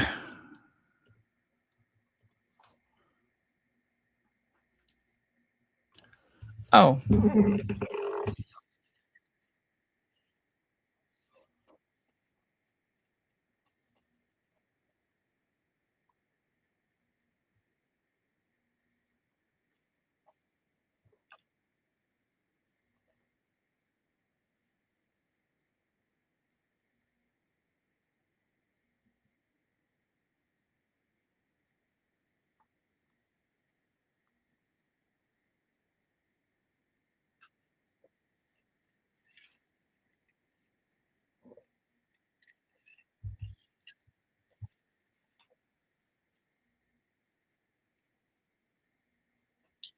So, you know what? I don't think you all can hear it. I don't think you all could hear it. I'm so sorry. I kind of spaced out for a second there. Let me make this right. Let me make this right. Very much saying you can't have your cake and eat it, Harry. So if you can't keep the property and go and live in a mansion in Montecito or wherever he was going at that time. So I think it was all about the look. If you think about it, if he wanted a relationship with his grandchildren, it would have been easier. If he just said, look, we've got this property, we'll leave it, you can use it when you want to use it. And that way I get to see my grandkids. But there would still be the issue about security and personal protection, whether the property was there for them or not. There would be, but I'm sure that the way it works out at Windsor, there's quite a lot of police officers on parade around the castle and around the grounds. I'm sure something could have been worked out. And the PR was very much saying you can't have your cake and eat it, Harry. So if you can't keep the property and go and live in a mansion in Montecito or wherever he was going at that time. So I think it was all about the look. If you think about it, if he wanted a relationship with his grandchildren, it would have been easier. If he just said, look, we've got this property, we'll leave it, you can use it when you want to use it. And that way I get to see my grandkids. But there would still be the issue about security and personal protection, whether the property was there for them or not. There would be, but I'm sure that the way it works out at Windsor, there's quite a lot of police officers on parade around the castle and around the grounds. I'm sure something could have been worked out. Okay, I let that play twice.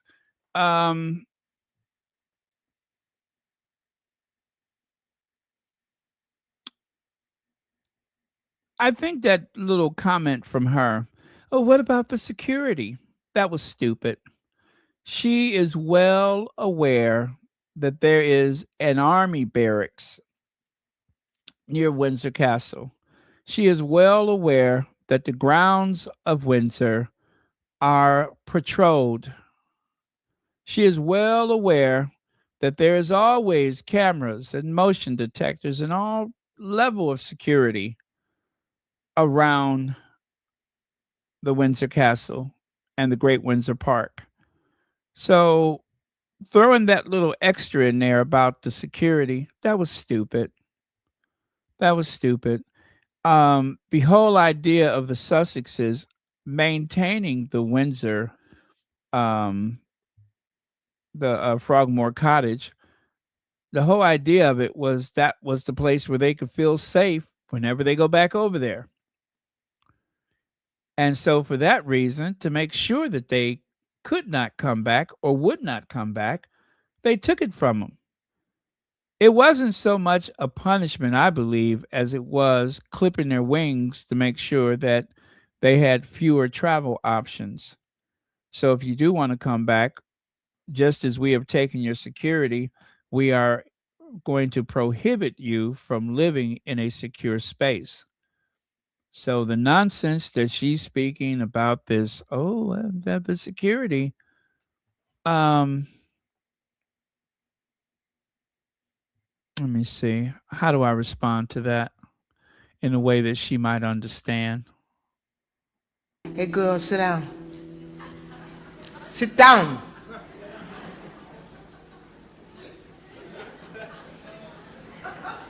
Sit down. Yeah. Have a seat, girl, because your slip is showing. You just exposed yourself as being unworthy of your position. Especially you're sitting up there speaking to what's his name? Robert Jobson.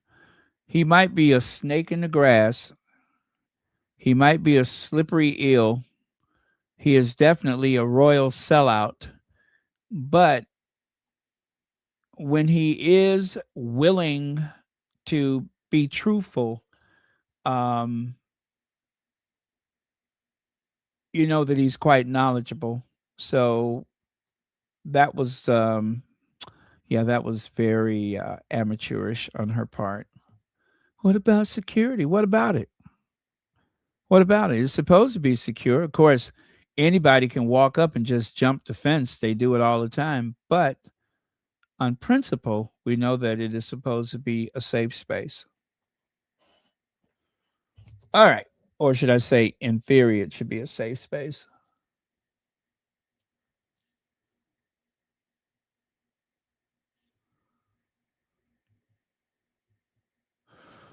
Oh, well,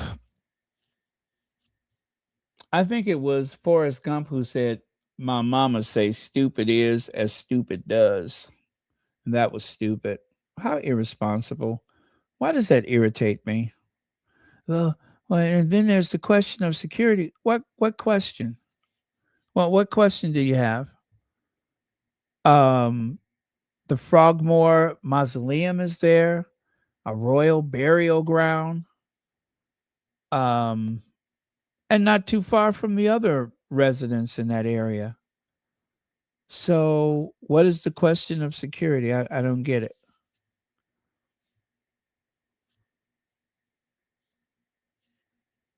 Thanks for being negative.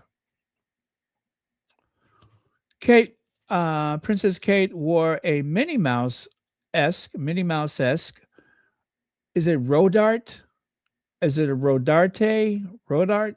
Rod, anyway, dress to a palace event. Now, yesterday I um, compared her outfit to Minnie Mouse. I compared her outfit to Minnie Mouse. And once you see it, you cannot unsee it.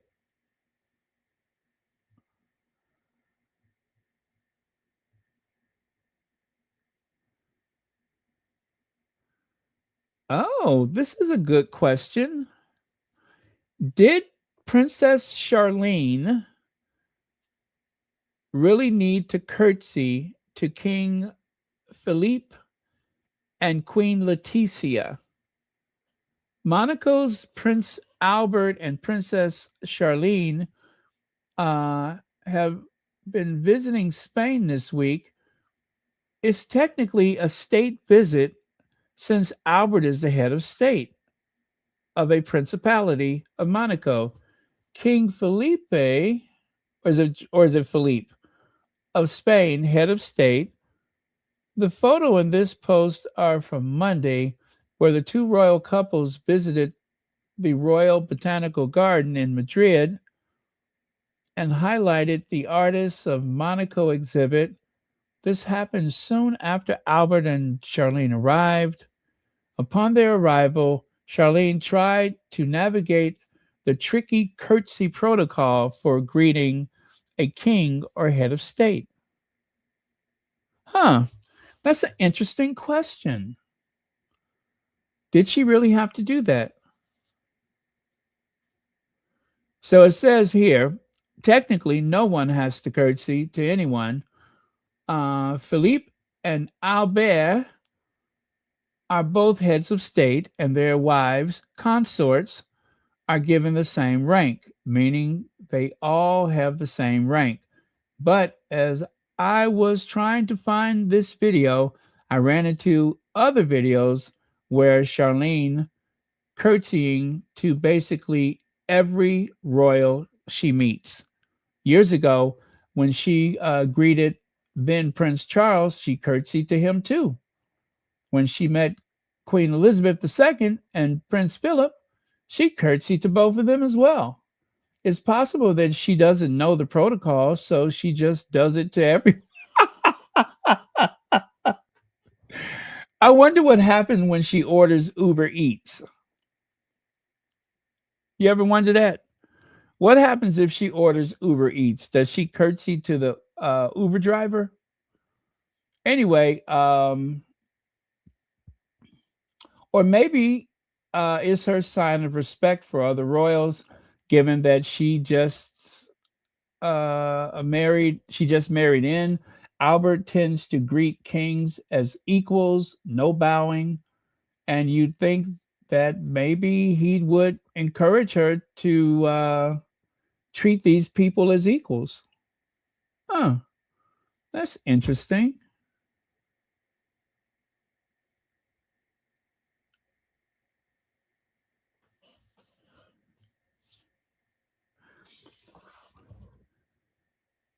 Well, one person says here, I'm no expert. However, Charlene is Her Serene Highness rather than Her Royal Highness. I think that means she is technically a rung below, hence the curtsying. This is often given as a reason Princess Caroline won't divorce her husband. They hate each other, um, have been separated for years, but through marriage to him, she's an HRH and not an HSH. Hmm.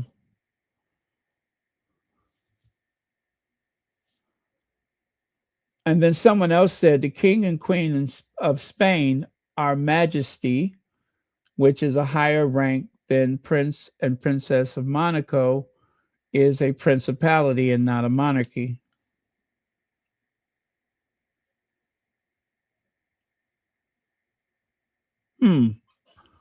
Well, where's Hazel?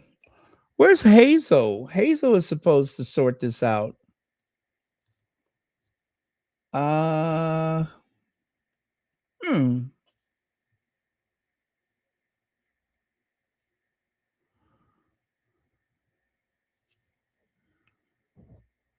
Well, gonna have to have Hazel sort this out for us.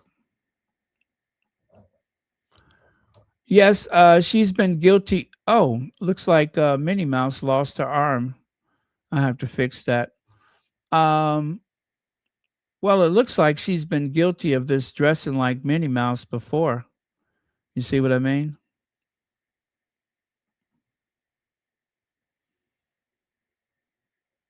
Hi, boys and girls. Hi, boys and girls.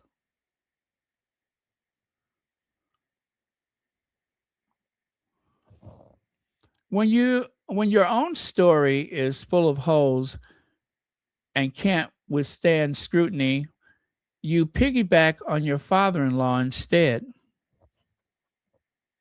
I agree with that. Oh no. Oh no. What happened, you guys? Well, Celibici, Kaiser from Celibici, who I absolutely love and adore, when she saw this photo of Kate, her response was, "Oh no."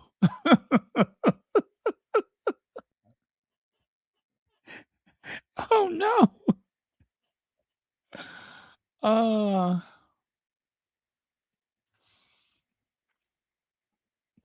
and of course, when I saw it, I was trying to think, now, how did that happen to her? How is it her face seems to have become petrified? You know what I mean? She looks absolutely petrified.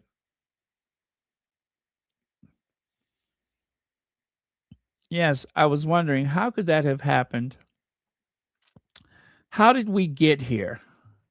Does anybody have any ideas? How did we get here?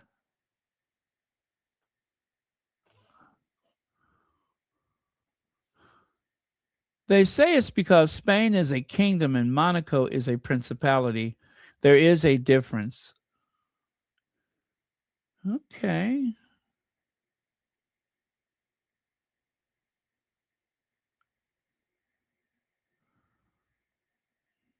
Oh yeah, that is so true. That is so true. We want Hazel to be healthy and well and taking care of herself. She need not bother with us no matter how curious we are.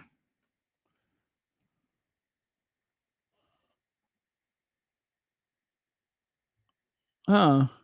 Well, if anybody can figure out how that happened, please let me know.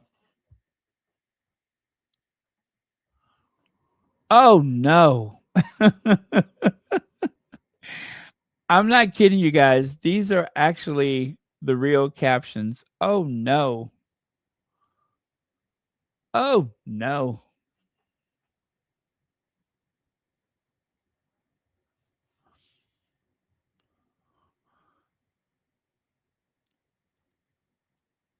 Well, guys, Liechtenstein is a principality, right? And Liechtenstein pretty much the Prince of Liechtenstein during the time of the Habsburgs, they were actually lower ranking than the Archduke. And it was a title, I believe, that was conferred upon them from the Archduke, the title of, well, the Principality of Liechtenstein, that was given to them through the Holy Roman Emperor of Austria, right? Austria is mostly Catholic, or was mostly Catholic. And the Habsburgs, of course, they were a dynasty of Catholics. So anyway, it was only with consent of the king, or the Archduke, should I say, that the principality exists in the first place. And if you look at Wales, Wales, of course, is a principality. And unfortunately, there is no native born Prince of Wales at this time, just that half German William.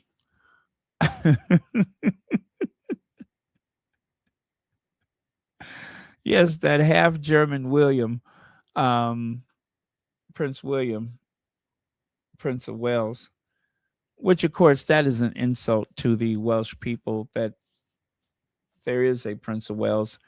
The only Prince of Wales they should have should actually be a Welsh person.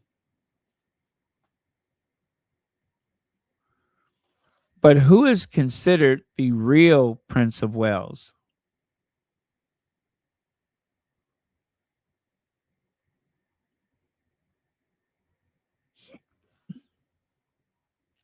There's got to be someone alive today who would actually be the real Prince of Wales. While the last native Welshman to hold the title, he was proclaimed himself Prince of Wales in 1400 and led a 15-year rebellion against the English.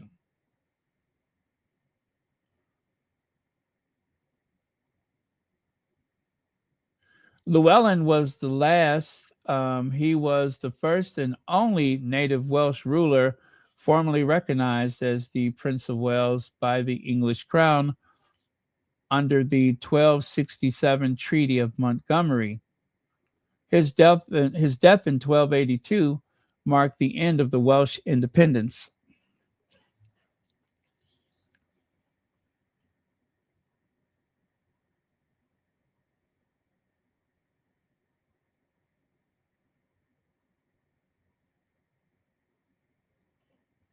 Okay.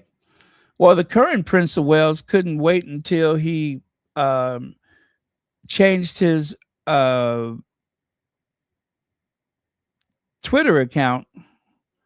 He couldn't wait until his grandmother, was officially pronounced before he hurried up and changed his account.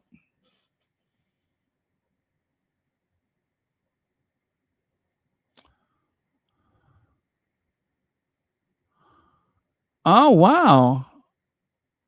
Well, congratulations. 5 years remission.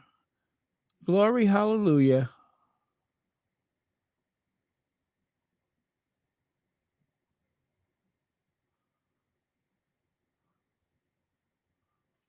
Let's see. Catholic queens and princesses wear white to meet the Pope. Charlene wore white. Ah, okay.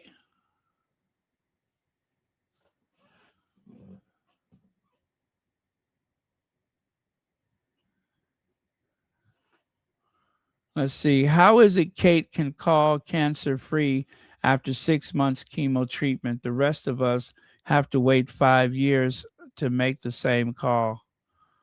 Oh, you see what I mean about inconsistencies?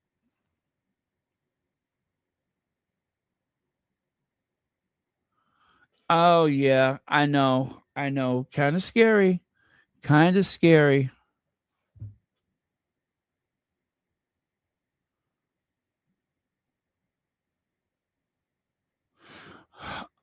Kind of scary. Absolutely.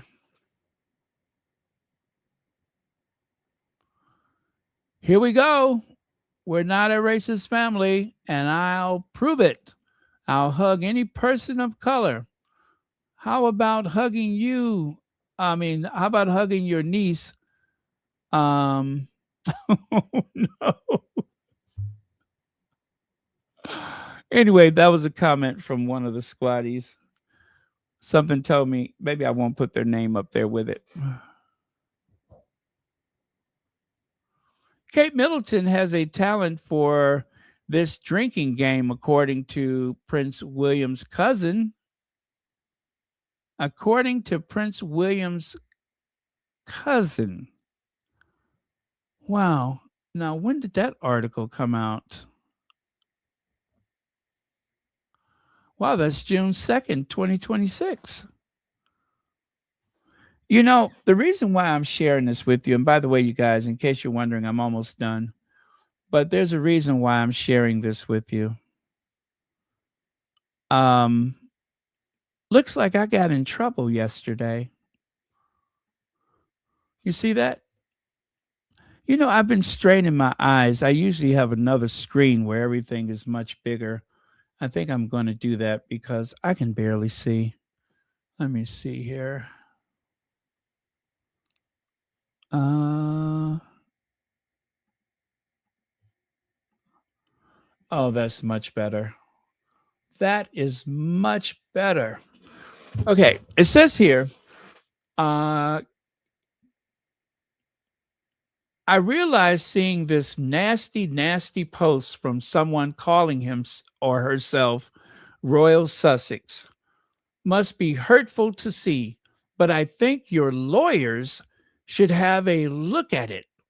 The person has been careful not to directly link the photos to alleged alcoholism, but is horrible. Shut the front door. Shut the front door. Did you hear what that person said? Did you see that? Are they talking about me?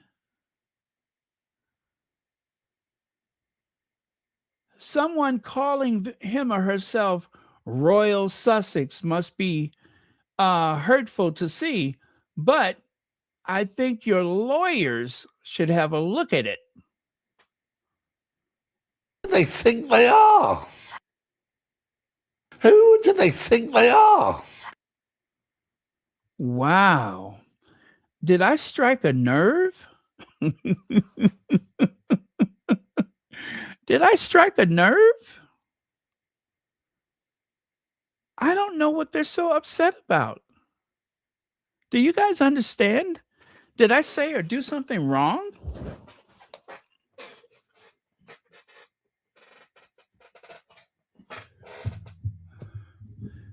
Oh, my chair is very squeaky today. But did I say or do something wrong?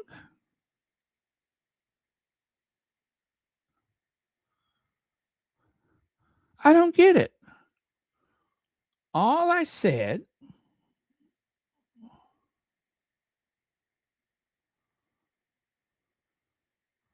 let's see, where is it?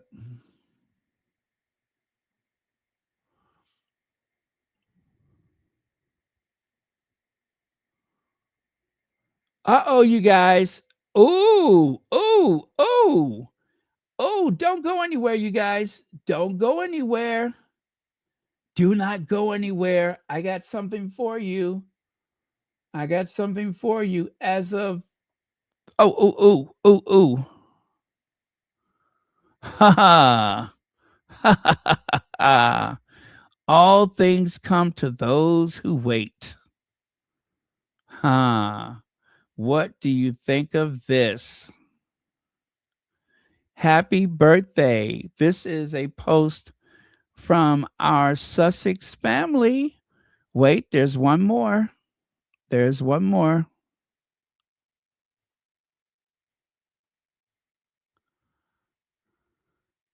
Wait for it.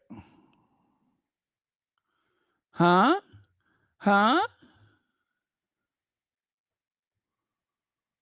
Did I do good? Check it out. Check it out. We got 2 new photos.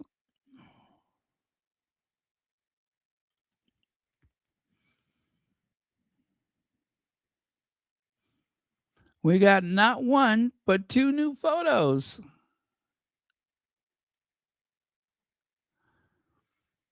Yes, yes. We love our niece. Huh. How beautiful. How beautiful.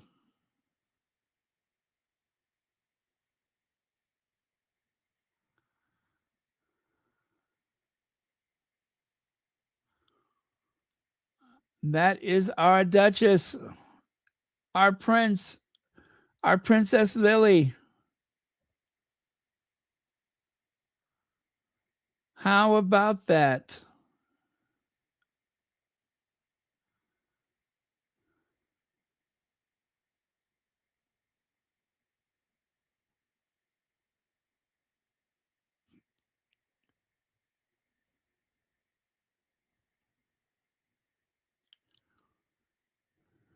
It says, our dream girl, happy 5th birthday, Lily.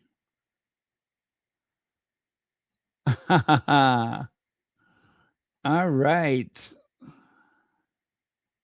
Happy 5th birthday.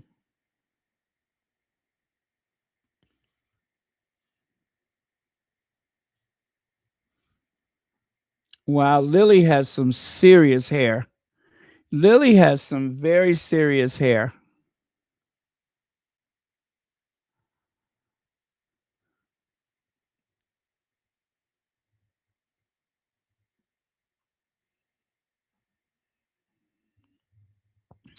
Wow.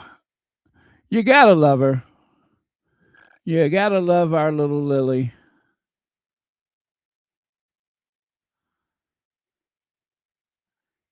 This came out right here. It says about 43 minutes ago this came out. 43 minutes ago, according to Instagram.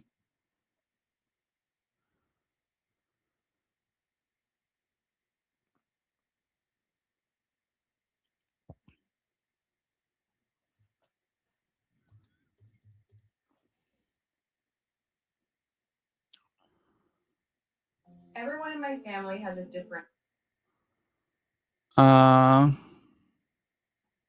How about this, you guys? Are you having fun, my love? Archie.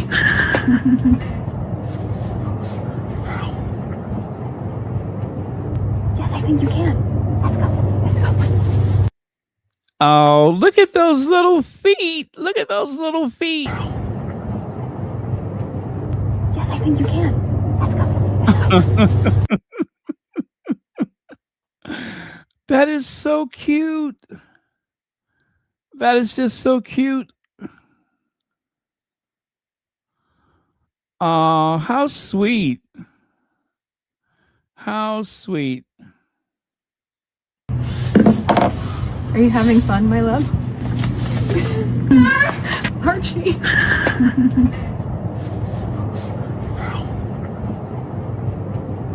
Yes, I think you can. Let's go. Let's go.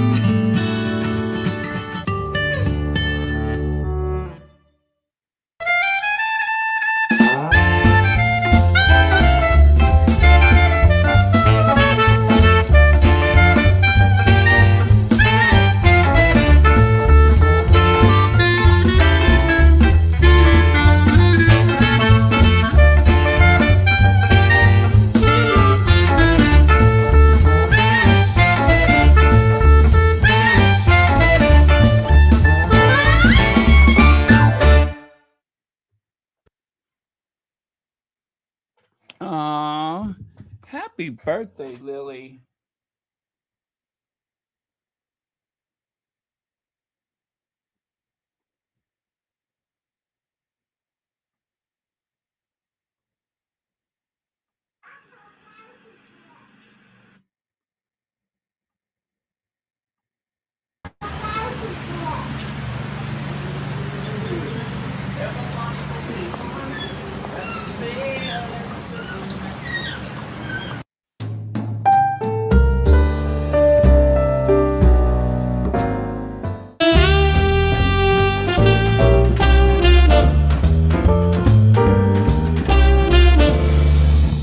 Year of growing.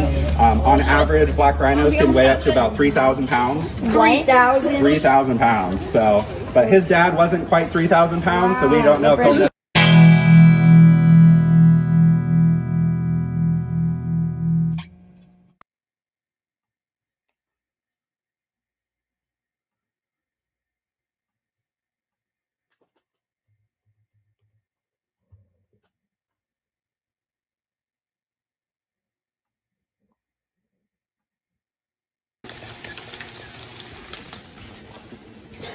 Colors, Mom. Breakfast time. Go. Thank you. Oh, how sweet.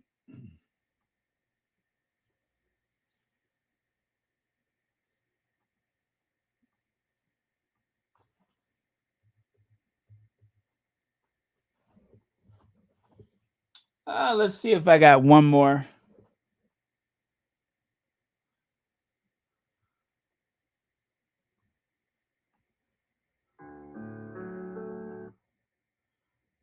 Okay. Well, I think I may be out of Lily videos.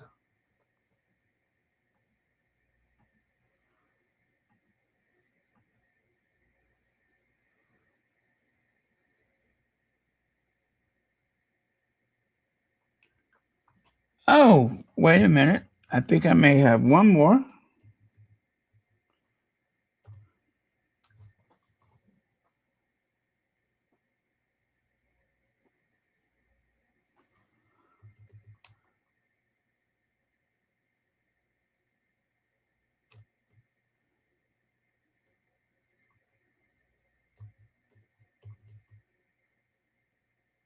No, I don't think so.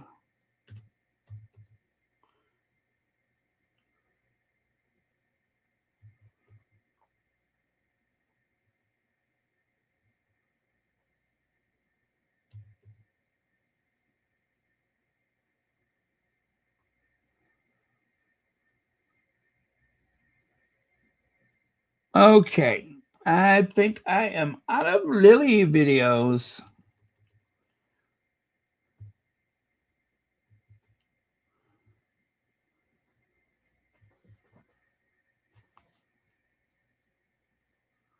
Or am I? Let me check one more here.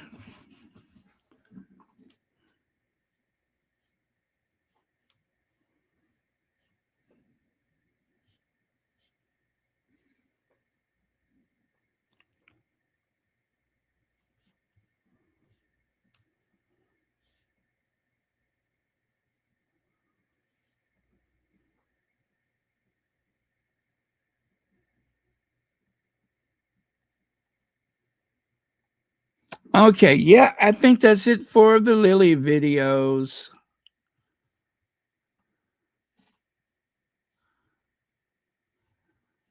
Well, once again, we were blessed with these beautiful photos. And thank you, everyone who stuck around as late as possible.